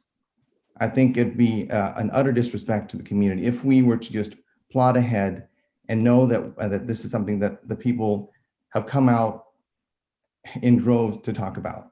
And I think that if we remember this dialogue, it was one of the most contentious council meetings I've ever been involved in. But we spent a lot of time on talking about this topic. And one of the things that council as a whole decided to do was specifically remove the community policing aspect of this greater dialogue around social justice and DEI, and make it a separate piece of the DEI work, because council wanted to be involved with it. Council wanted to get it right. And so now, 6 months later, now 9 months later, from the public standpoint, it looks like we have a short memory, and now we have a new administration, and what was in the news feed at the time has come out. So I don't want to be part of a process that disregards that. I think we've invested already 9 months into it, and I think that it's not to say that that we don't make a commitment. I would say, if there's a way, and that's where I think we need to rely on staff, is to provide an avenue for us to say, that we can still make a budget amendment to this to allow the funding for these 4 new police officers. But again, I know Martha's going to say something, and I'm going to wrap up here. But I will not support a decision right now to be added to the budget to hire 4 new police officers. I'm not saying I won't in the future, but at this point, I feel it would be the appropriate thing to do is to allow the community policing dialogue to finish before we make that commitment in this particular budget. So that's my answer, my comments. Thank you, Councilor Wen. So I'm going to just take a chance and try to move the ball forward a little bit. What I'm hearing is that in broad categories, we can make 3 decisions right now, or I'm going to suggest if we want to make a motion in one of these directions, we can do that. We can decide to approve the 4 now. We can decide to defer the decision until the community policing studies are complete and the recommendations are clear, or we could do something in between those 2.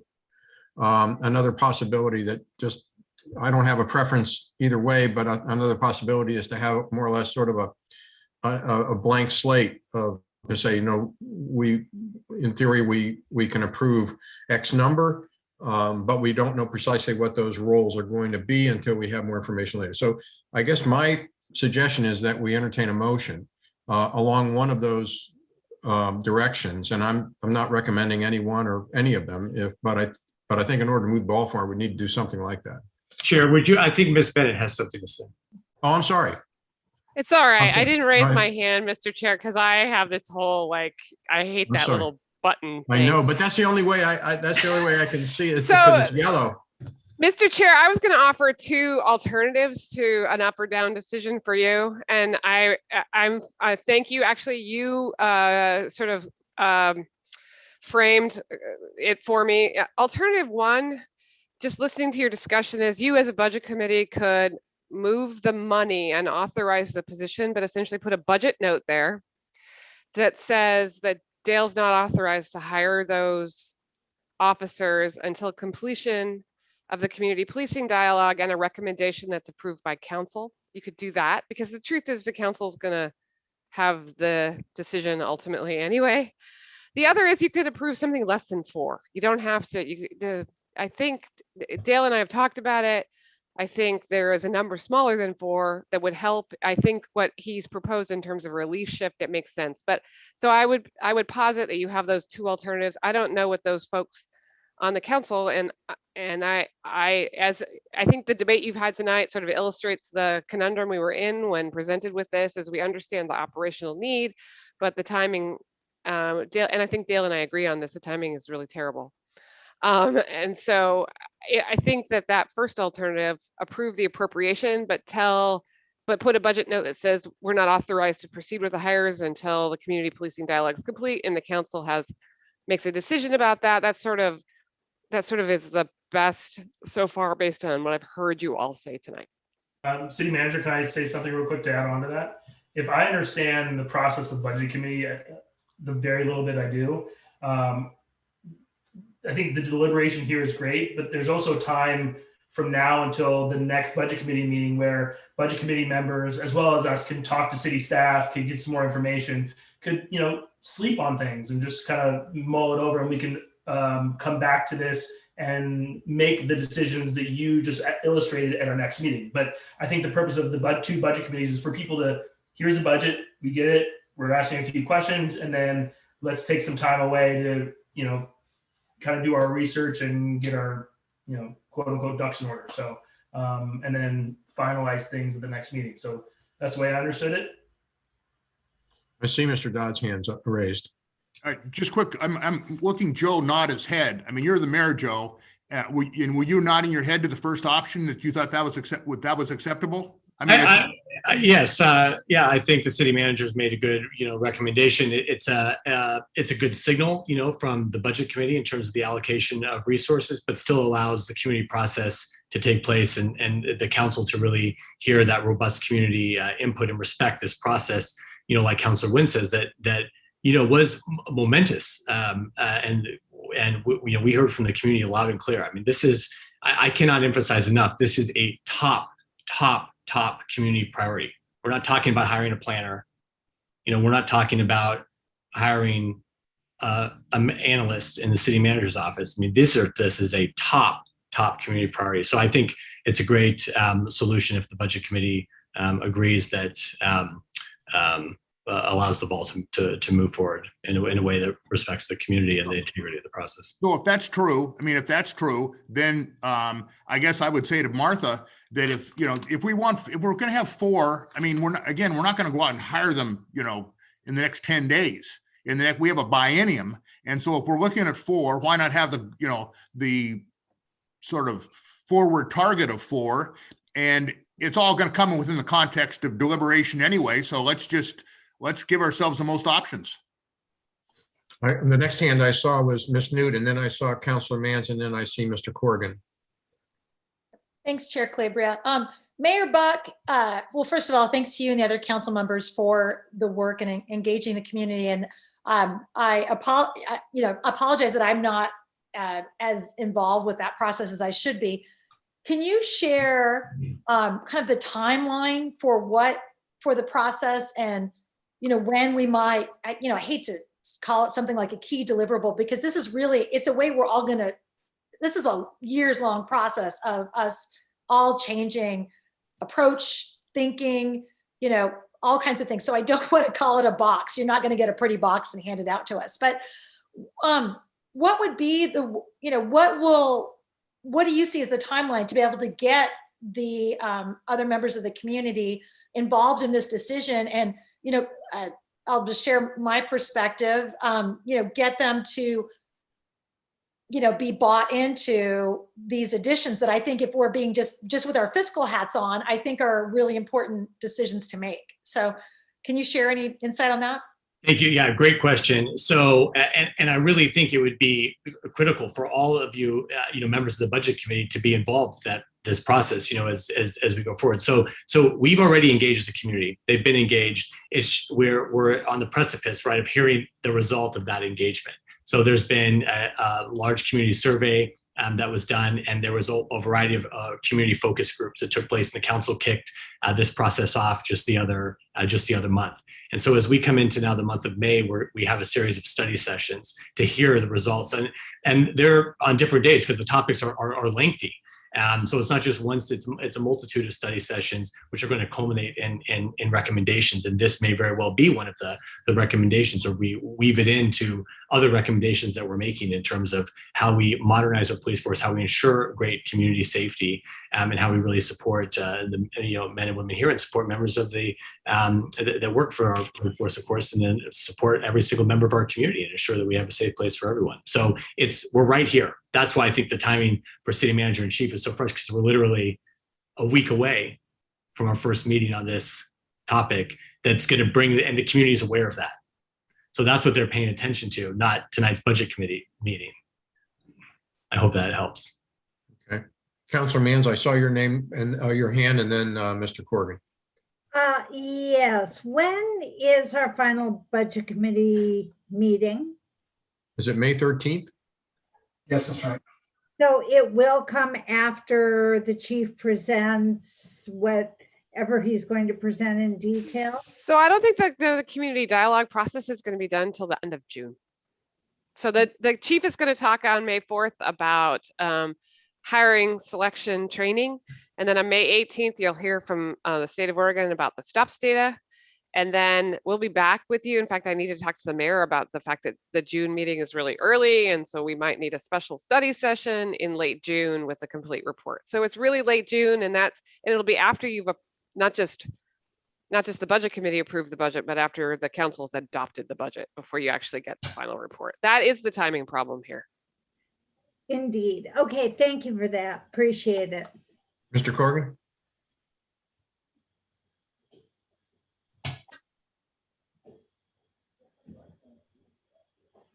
Mr. Corrigan, you're muted. Yeah, I'm sorry. Yeah. Originally, I was going to ask questions about kind of the metric side of it, how we're doing as far as our staffing per citizen, or maybe or per thousand, or the other metrics that the chief was talking about. But then also, this is a 15% increase in the patrol, and I'm wondering if that's something we'd want to be doing all at once. That seems like a pretty large increase. But then as I heard the other ones of you speak, I can really understand. I hadn't realized we were in the middle of the community dialogue, but I think Manager Bennett had a very good point that we can vote to put money, or we can decide to put money in the budget, but not allow it to be spent yet until after the dialogue's over. So my question comes down to is, do we want to put the money in it? You know, I think she also brought up that we don't necessarily have to say it's going to be 4 people. There can be a number less than 4. And is there, so how much are we going to want to put in that budget? Are we going to automatically go to 4 because that was the request? Or how does that compare to what's happening in, for instance, Westland or Tualatin that are maybe somewhat close to us, and that's per person? I know we have a larger population. That like 400K? I'm not sure if you're asking, if you're asking me the matrix, I do have that. So one of the matrix, like I said, I don't necessarily like the officer per thousand, because it doesn't really, you know, the crime in our community might be different than the crime in a different community that has different population and officer ratio. But I will tell you that besides the contract, so there's 2 contract cities in Clackamas County, which are Wilsonville and Happy Valley. The sheriff's department contracts police services with them.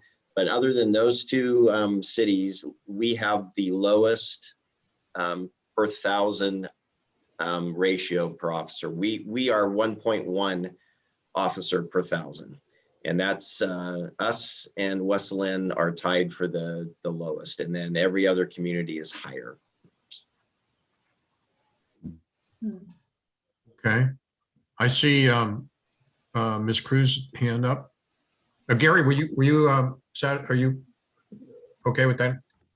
I'm sorry, you have to unmute. Sorry. No, I'm sorry. I'm fine with it. I should have put it down. I didn't. Okay, good. I see Ms. Cruz. Yes, I wanted to ask well, first, I'm very thankful that we have an engaged community policing group, but I was wondering, this is going to be going ongoing, I'm assuming, for a while, that they're not going to be done in June, but this will be an ongoing group that meets and talks for, I'm assuming, months, years to come.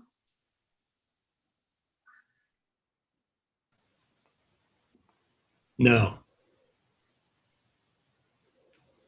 Is it something that is going to be short term then? Yes. This is just it's not that it's short term or long term, it's just a process. Great, thank you. Okay, I see Councilor Wendland does not want to use his icon. He wants to use his live hand. I can't find the button fast enough. I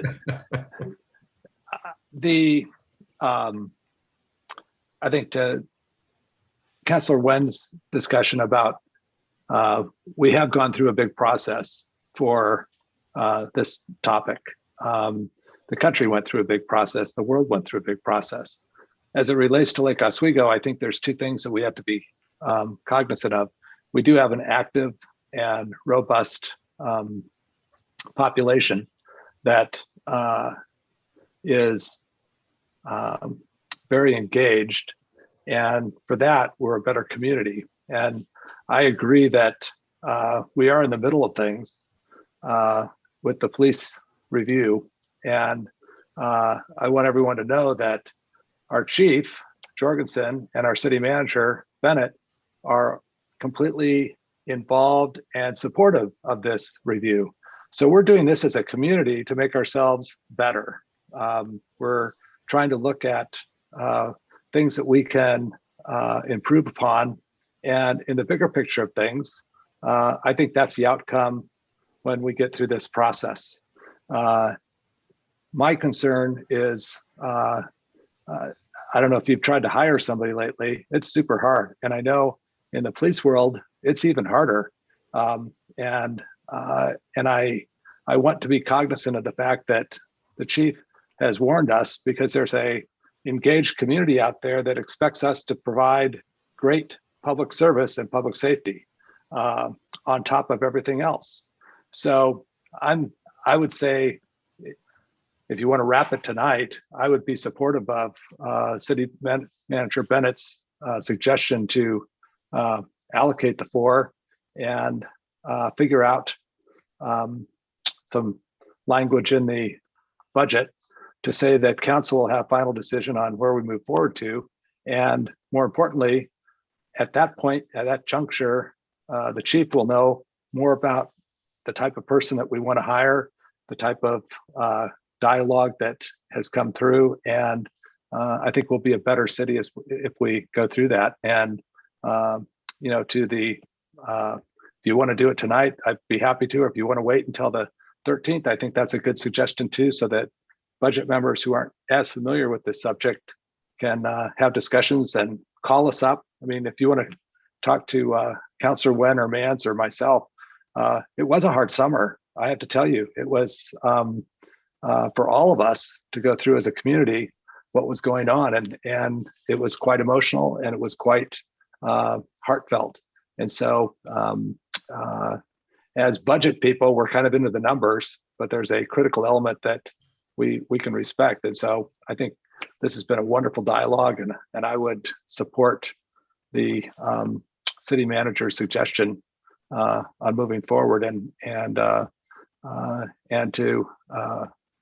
to the committee as a whole. I want to be supportive of our chief, who has been leading us with grace and with perseverance to make sure we're a safe city. And he has the right intention to make sure that the police department follows what the community wants. So anyway, that's my suggestion. So moved. Okay, we have a motion on the floor, and I saw Councilor Mann's hand was raised just before that, and then I saw Councilor Raff's hand raised just before that motion. So Havens. Sorry? Havens also, I raised mine. Oh, I didn't see it. Okay. Yeah.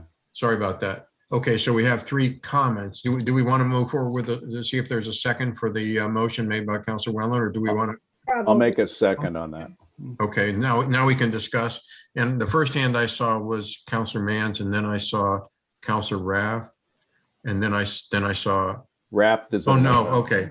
Then Mr. Haven. So okay. Okay, a couple of things.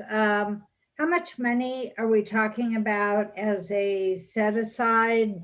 $400,000, $300,000? So if you're going to fund all 4 officers, it'd be like 900 and some in the first year of the biennium, and 700 or a little under that in the second year. Okay. And the 900 is because they have to increase their department contingency. Okay, so 900 the first. And I would recommend you take it. I told you I made a transfer into the capital reserve fund. I would recommend that you take it from that capital reserve fund and move it into the police budget. We're talking $900,000 In year one. In and year one. Wow. year one. So let's be clear on that. And then on year two, 700,000. Is that right, Sean? Do I have it right? Nod. Yes. Thank you. 1.6 million. That's why I didn't Total. fund it. Okay. So here's a question, and I don't know how exactly this would work.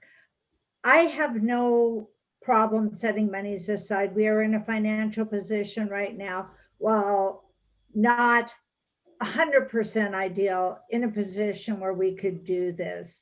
I completely appreciate what the chief is saying. I understand the fact that we're going to have retirements, but I too have a bit of a problem with optics, and I know people hate it when I say that, but I'm going to say it anyway. Is there a way to have this money set aside, not necessarily specific for personnel, but perhaps for technology or other areas around policing? Or does it have, and I'm saying policing, technology within policing, for example, body cams, I don't know what else, throwing things out there, or must it be set aside in the language specifically for personnel? So Dale, I want to let you answer this, but I think we're moving towards body cameras within the existing proposed budget. So this really is about increasing staffing, both to deal with increased workload and also to deal with the baby boomers leaving the workforce. Retirement, but so if I can finish for 1 second, one thing that I'm concerned about, given, and I am not a criminologist, like to pretend I might be, but hearing what the chief said about the nature of policing and the changes in policing, how many police are sitting there working on computers, let's say people stealing from front porches, hacking, et cetera, et cetera. I just want to make sure that if we're hiring, if in the future, let me be perfectly clear, we're hiring people, that we are not necessarily going to look at patrol people, even though at this point in time I'm hearing that is a vital necessity. But as we look at this moving forward, that we're hiring people that can handle those sorts of 21st century policing jobs. Yeah, so to answer all those questions, yes, I'll just leave it at no. We are looking at body cams. We're in the middle of a second test of a different company. We hope we have 45 days, and it started about 15 days ago of our test with them. And I suspect if all goes right and everything kind of lines up the way we hope, that we will be making a decision on body cams and start deploying them sometime in the fall. And we would take that money out of currently our contingency that we have. That's the reason why we have that contingency, is to spend it on that. And it just kind of depends on which company we end up going with and how much that is. But we've been working fast and furious to try. It's a complicated issue around body cams, so I won't bore us here with that. But we're hoping to be ready to deploy in sometime in fall. To answer your question, Counselor, as far as looking forward, this is what I love about our community and about our staff, is that when you look at, let's just take our behavioral health specialist that we just hired. She's not a police officer. She had all of her training, everything that she has is in the mental health world. And when Martha and I talked to it, Martha didn't bat an eye about, we knew this is where we needed to go, because number one, our call volume has changed a little bit in that in that area, and it's right for our community to have that position. And so it wasn't even a matter of Martha even hesitating when I brought it to her and we talked about it. We wanted to be doing the right thing for the right reason for our community, and a behavioral health specialist is that thing for us.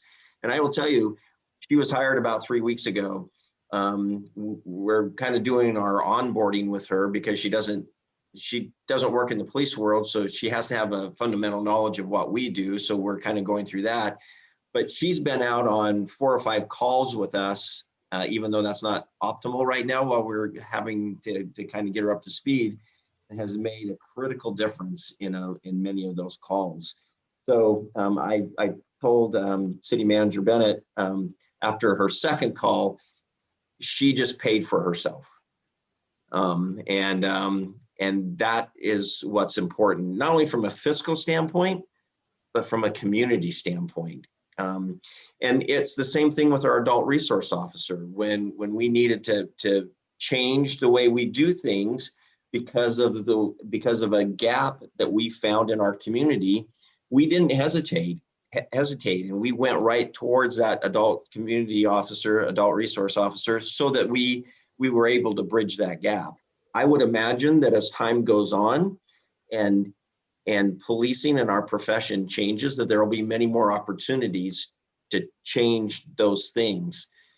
But with that being said, the bread and butter of policing is still patrol. When a community member of Lake Oswego or a visitor of Lake Oswego dials 911 and it comes into LOCOM and they're answered the phone and they want a police officer, they want a police officer. And that's our kind of our business that we're in. I respect that. Thank you, Chief.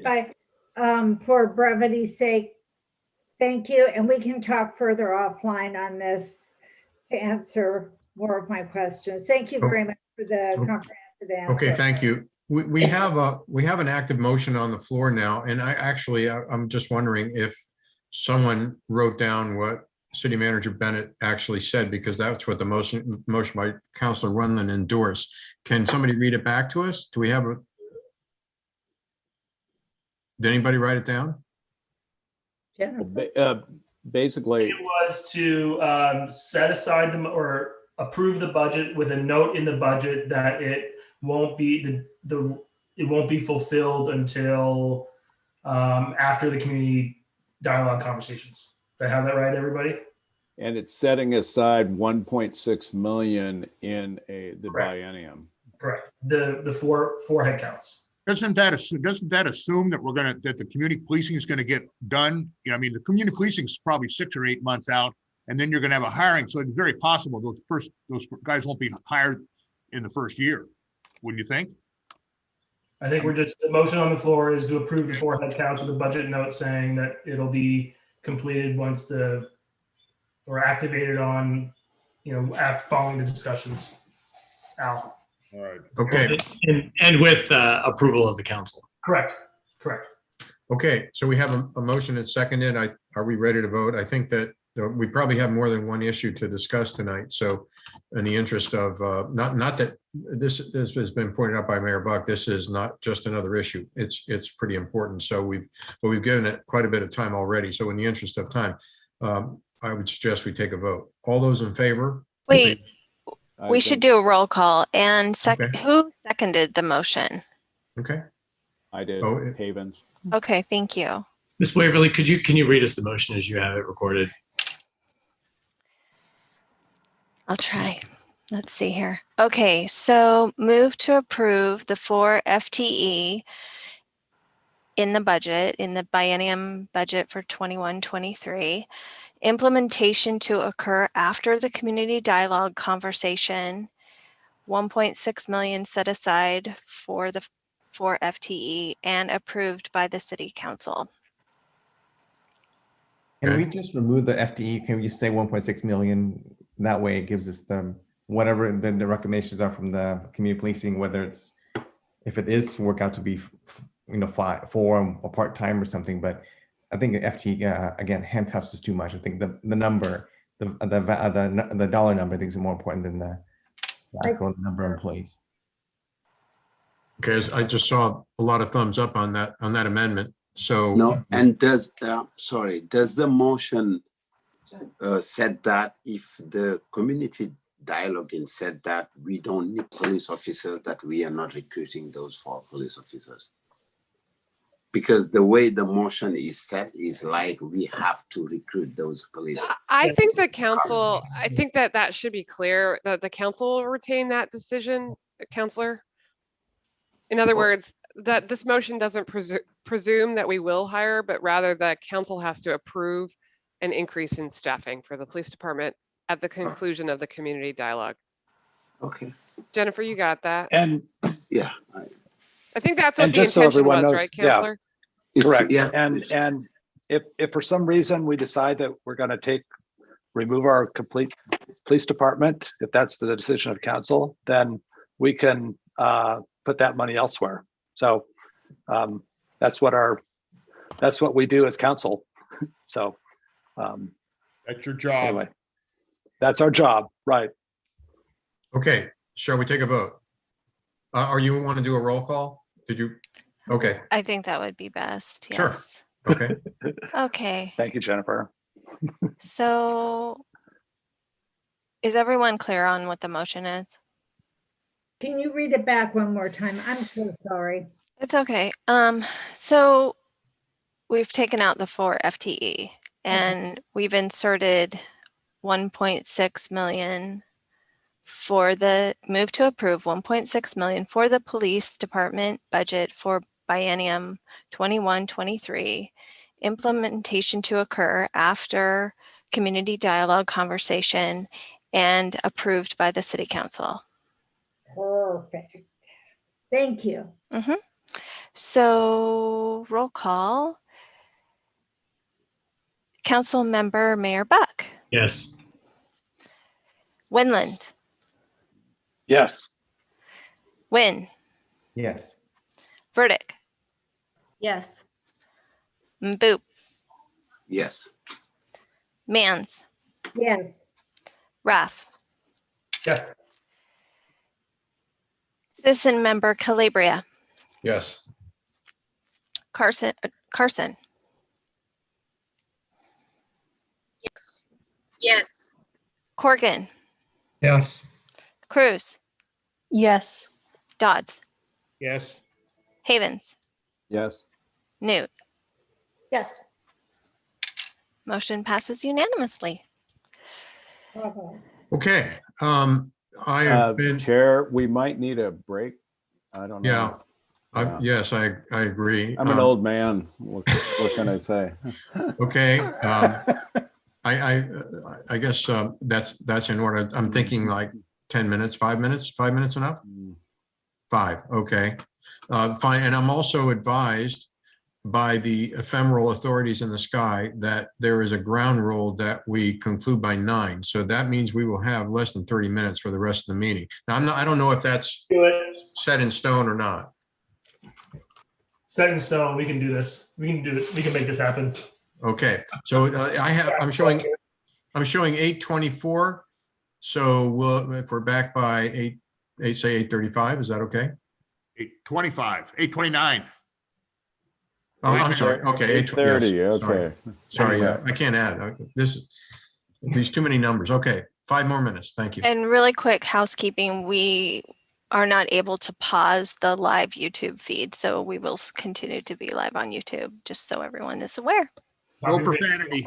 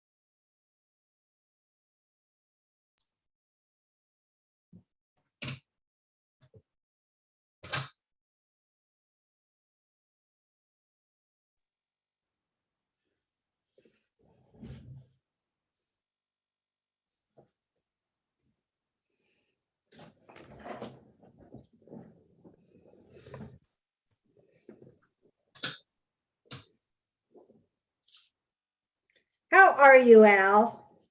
Well, I'm struggling through this, Councilman. No, you're doing an excellent job. This is a very, this is not typical. So you are doing an excellent job. This is not something that we would normally have. Well, thank you. Well, I think it's a good civil discussion, and I think we found some good middle ground there that I think so too. there were really a lot of good points brought up, and Yep. I learned a lot from that conversation. Well, but thank you for taking lead on it, and of course, being as kind as you are and collegial. We appreciate that. Well, I remember a thing you said many years ago that stuck with me because I'm a big believer in the skill of listening, which is a rare trait. You used to talk about a concept called listen, learn, lead. Ah, you remember that? Yes. I thought it was very pithy. And one of my favorite sayings is, be a good listener. Your ears will never get you into trouble. After I'm done with this meeting, I'm going to go out to my family who's lounging around the fire pit and say that exact thing. I am going to miss. Yeah, but Jackie, you'll find it'll be a very dull evening if only people are listening. Get that? No, you know what? If I'm listening, they'll have a blast. Okay. No, somebody does have to talk. It tends to be me. Okay, we are at 8:30 and we have a few blank screens still. So I think we should wait another minute or two. There we go. And Chair Calabria, just so you know, I do need a green light from you to go back live on TV. So once I get that from you, I need to communicate to the TV people. Let's wait 30 seconds and then Okay. we have 4 people left. I really appreciate everybody using the little hand icon because that's easier to see than raising hands. Although I'll try to scan and make sure I see your hand raised too, but the little yellow icon shows up a little bit better for me.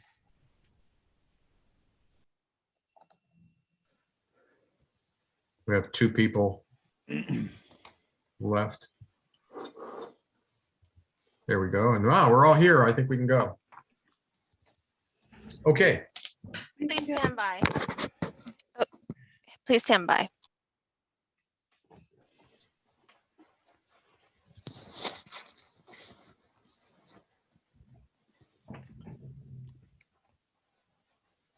Okay, Chair Calabria, we are live. Okay. Thank you, Ms. Waverly. So we're still in the part of the agenda called budget deliberations. And so I think this is an open opportunity to bring up another issue or more.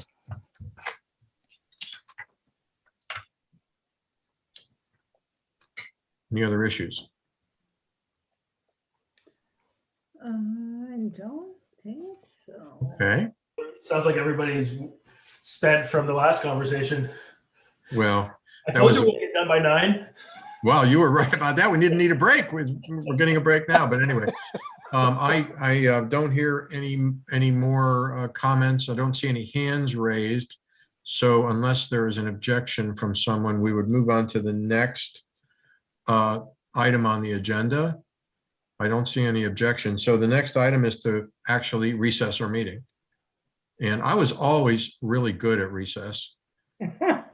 So I think I can do it here. And so we will recess then until May 13th.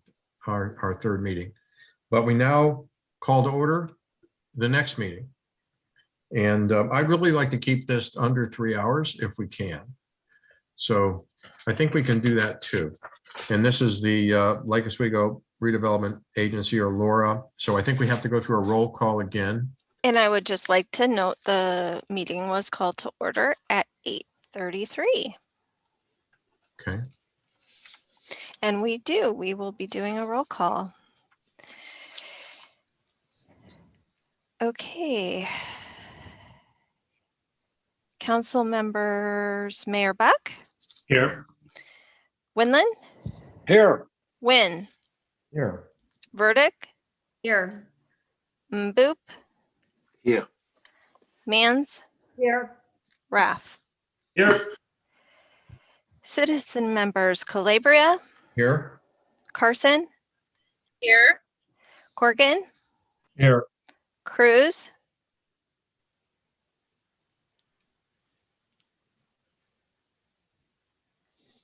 Shannon back, Cruz, Budget Committee member, Cruz. Perhaps is not back from break.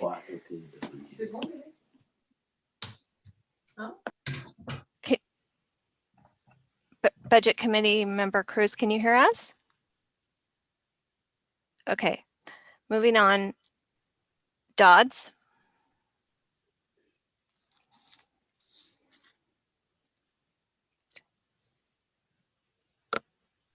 Steve? You're mute. Yeah, you're muted. God, somebody did that to me. I'm here. okay, Havens, Here. Newt. Here. Okay, so Budget Committee member Cruz, are you available?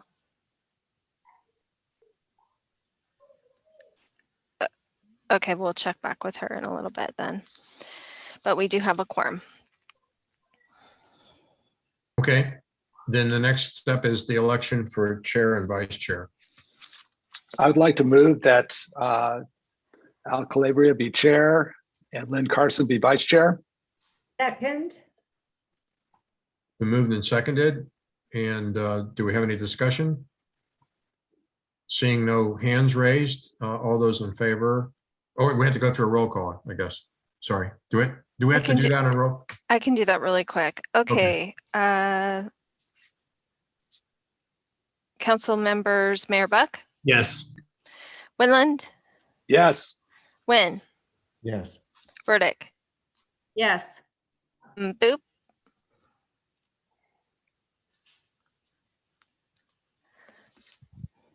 Boop, Muted. we see you. Okay, Yes. very good. Mans, Yes. Raff, Yes. citizen members, Calabria, Yes. Carson, Yes. Corgan, Yes. Cruz. Okay, we'll check back. Dodds, Yes. Havens, Yes. Newt. Yes. Okay. Motion passes unanimously. Okay, the next order of business is the approval of the budgets from the prior LORA meeting, which was on April 25th of 2019. Can I have a motion to approve those minutes or some conversation about it? Move to approve minutes from 4/25/19 for the city and Laura minutes. Do we have a second? A second. Been moved and second. Who was the second? Jack. I saw Counselor Mans' hand. and Counselor then- Mans. Okay, Counselor Mans. Been Thank moved you. and seconded that we accept these minutes. Any conversation? I don't see any hands. I guess we have to do a roll call also. Okay, quick roll call. Council members, Mayor Buck, Yes. Winland, Yes. Win, Yes. Verdict, Yes. Boop, Yes. Mans, Yes. Raff. Yes. Citizen members, Chair Calabria, Yes. Carson, Yes. Corgan, Yes. Cruz. Oh, okay. She's having trouble. She says she's here, but she's not able to unmute right now. So Dodds, Yes. Havens, Yes. Newt. Yes. Motion passes unanimously. What an agreeable crowd. Okay, the next section is on public comment, and I didn't see any note about that, Ms. Waverly. I don't know if anything Okay, correct. We did not receive public comment for the LORA Budget Committee this evening. Okay, so I guess if we just invite anybody who has anything to say about it, if there are no comments or no hands raised, I guess we can move on to the next item, which is the present LORA budget to the committee. And is that City Manager Bennett? There's only 3 projects in the Lake Oswego Redevelopment Agency budget. On the east end, there's the completion of the City Hall project and the North Anchor redevelopment project. And then in the Lake Grove urban renewal area, it's the completion of phase 1 of the Boones Ferry reconstruction. So I think the budget for the Lake Oswego Redevelopment Agency is pretty straightforward. If you have any specific questions, I have Sid Sin who can answer questions about City Hall or North Anchor, and Erica can talk to you at your May 13th meeting about Boones Ferry Road if you'd like more information. Okay. The next one is budget deliberations. Are there any issues or questions? I don't see any hands raised. And so seeing none, then we would go to the next step, which is approving that budget. So can we have a motion for approval? Move to approve the LORA budget. We have a second? Second. Okay. Second by Councilor Burdick. We need a dollar amount for that. Yeah, okay. Oh, I'm Anthony Hooper, did you want to put your slide up? Yes. Anthony has a slide available for us to use. Okay. If everyone would like to. Yeah. Quick minute here. Okay, it's going up. Not yet. There it is. All right, let me rephrase. Move to approve the LORA 21-23 biennial budget of $37,247.68 as proposed. Anthony, this slide is less spectacular than the first slide you created earlier that we all Significant downgrade. We were tired. Sometimes it pays to be a minimalist, doesn't it? Less is more. Okay, that was a motion by Councilor Manz, and I saw Councilor Verdict second the first version. Yep, second. Okay, thank you, Councilor Verdict. Okay, it's been moved and seconded. Any conversation, discussion? I see no hands, but I can't see everybody because the margin is, okay, now I can see everybody. I see no hands.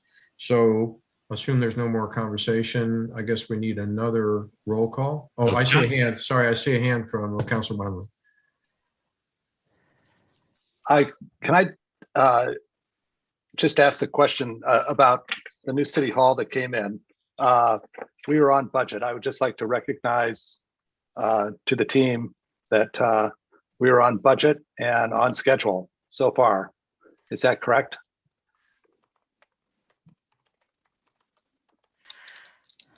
We're definitely on schedule.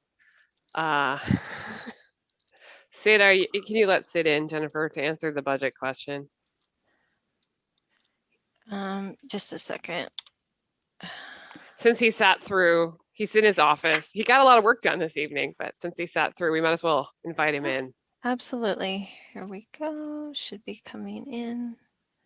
Well, I don't know about anybody else, but I thought I was going into City Hall last week and I ended up in a bookstore. They put up a sign in their window just because of you too, I think, Mr. Yeah, they were just setting it up, and they must have thought I was a vagrant or something, because they said, well, what are you looking for? I thought, well, gosh, I thought this big building was our city hall, but it's a bookstore. So the question was on time and on budget.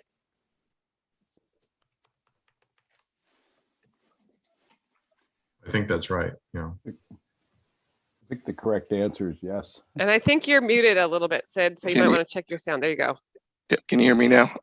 Oh, Okay, great. Thank you. Good evening, everyone. Sid Sin, Redevelopment Manager. Yes, we're still on target for the schedule. We're still estimating early September to finish phase 2. As far as the budget, technically, I would say yes, we are currently on that budget right now. However, as we're projecting forward, we're looking at some of our, as we track our costs, I would like to have a little more contingency as we go into this project. We're also tracking what our different cost event items that we have. And as we're projecting out, we're thinking that we are probably going to be over the budget to a certain amount. Currently working on that right now as to what that might be. One of the reasons why we've waited to this point is we've gotten over some pretty significant thresholds. The first one being is we finished phase 1 and with the new building. And so we're moved in, and so a big part of that cost has been overcome with that. The other is that we've also finished the demolition of the building, which had a lot of uncertainty with that, and so we've gone through that process without any issues thus far. And then the other item is we've got some excavation still that we still need to do, but we won't be digging as deep as we have in phase 1.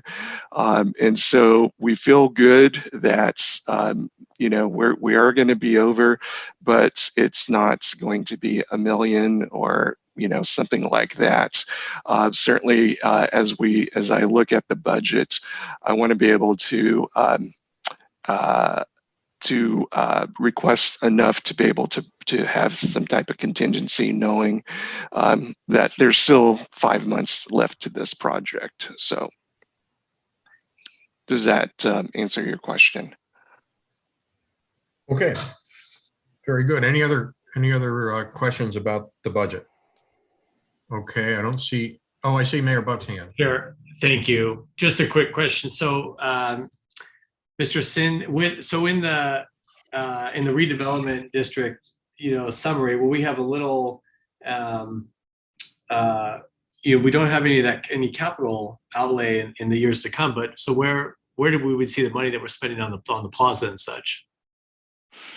So so for the City Hall budget, it was a mix of tax increment revenue from the district. I think it was about 36 million, 37 million.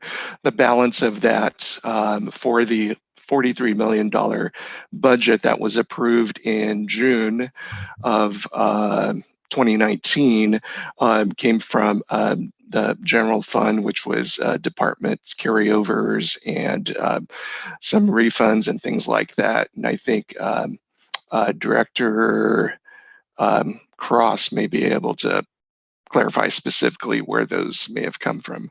Yeah, so basically the first part of the funding was all TIF. And then once the TIF was basically depleted, then it became a general fund project after that. So currently it's being paid for out of the general fund or the general fund reserve. It's paying at the capital reserve currently and projected in the next phase. So it's actually in the city's budget. It's not in the LORA budget. The LORA portion has all the TIF's already been spent in this current biennium, not in the future bienniums. So where would we see the budget for the remaining part of the City Hall project? It would be $1.5 million located in the general or the capital reserve for the city. So it's not, like I said, it's not part of the LORA budget. Is it broken out, Sean? You're saying it's embedded in another number? I'm looking.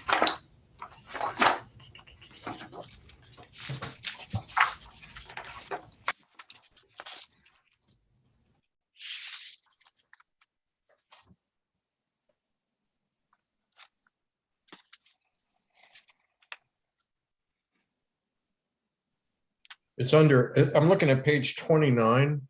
capital reserve. Is that the right place? Yes, thank you, Chair. I was looking at the water reserve, which is wrong. Yeah, it's on page 29. It's on the capital outlay in first year, 21-22. There's $1.5 million. That's strictly just for City Hall. But like, again, that's the other budget. Is that can't be the full amount that we're going to spend on the plaza and the rest of the work? No, part of the plaza is being paid for right now in the current biennium. Okay. That's just the amount that was projected to be needed in the next biennium, the one that we're approving. Almost all the work will be done, like the excavation, all that kind of before demolition. All that stuff is already done in this.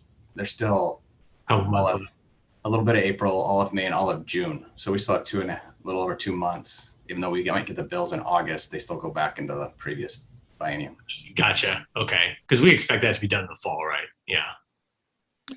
Okay. Okay. Does that answer your question, Mayor Buck? Are you okay with that? Absolutely. Thank you. Okay, thank you. Any other points to be made on the budget deliberations? I don't see any hands. And so I guess it's time for a motion. Can we have a motion to approve the LORA budget? No, we already have that. Okay, so we guess, okay, so I guess we're ready to vote. Mans moved and Verdict seconded the motion. Okay, sorry, yeah. Thank you for reminding me of that. Okay, so I guess we're ready for the roll call. Okay, and so before we do that, I just want to, for the record, state that Budget Committee member Shannon Cruz is having some technical difficulty, but she is able to hear the meeting and voted to approve all the previous LORA motions. And she is listening and she is communicating with me for her vote on this as well. Thank you. So, okay. I will call the roll. Council members, Mayor Buck. Yes. Winland. Yes. Wynn. Yes. Burdick. Yes. Boop. Yes. Mans. Yes. Raff. Yes. Citizen members, Chair Calabria. Yes. Carson. Yes. Corrigan. Yes. Cruz will communicate with me. Dodds. Yes. Havens. Yes. Newt. Yes. Okay, motion passes unanimously. Okay. Well, I think that completes the agenda items, and I don't know. I probably should invite any final closing comments. I don't know if Mayor Buck would like to say anything, or City Manager Bennett. Looks like Good job running the meeting, Chair. Oh well, we have such a collegial group, and I wanted to thank everybody for your trust and also for your cooperation. I think the Chairman Havens, former Chairman Havens, set that tone. I think for me. Oh yes. Watching him and the way he, Thank you for sucking up, Al. That's really good. I appreciate Just don't it. follow the way he pays his bills in restaurants. Oh, don't bring that up, Joe. Okay, well, thank you all. I appreciate that. I've enjoyed it. I've learned a lot from the meeting. Thank you all. So I'm going to be closing the meeting, I guess. Thank you. Good night, all. Okay, and just for the record, we'll record that the meeting was adjourned at 8:52. Great work, everybody. Okay, thank you. See you in the Good 13th. night. Good night. Well done.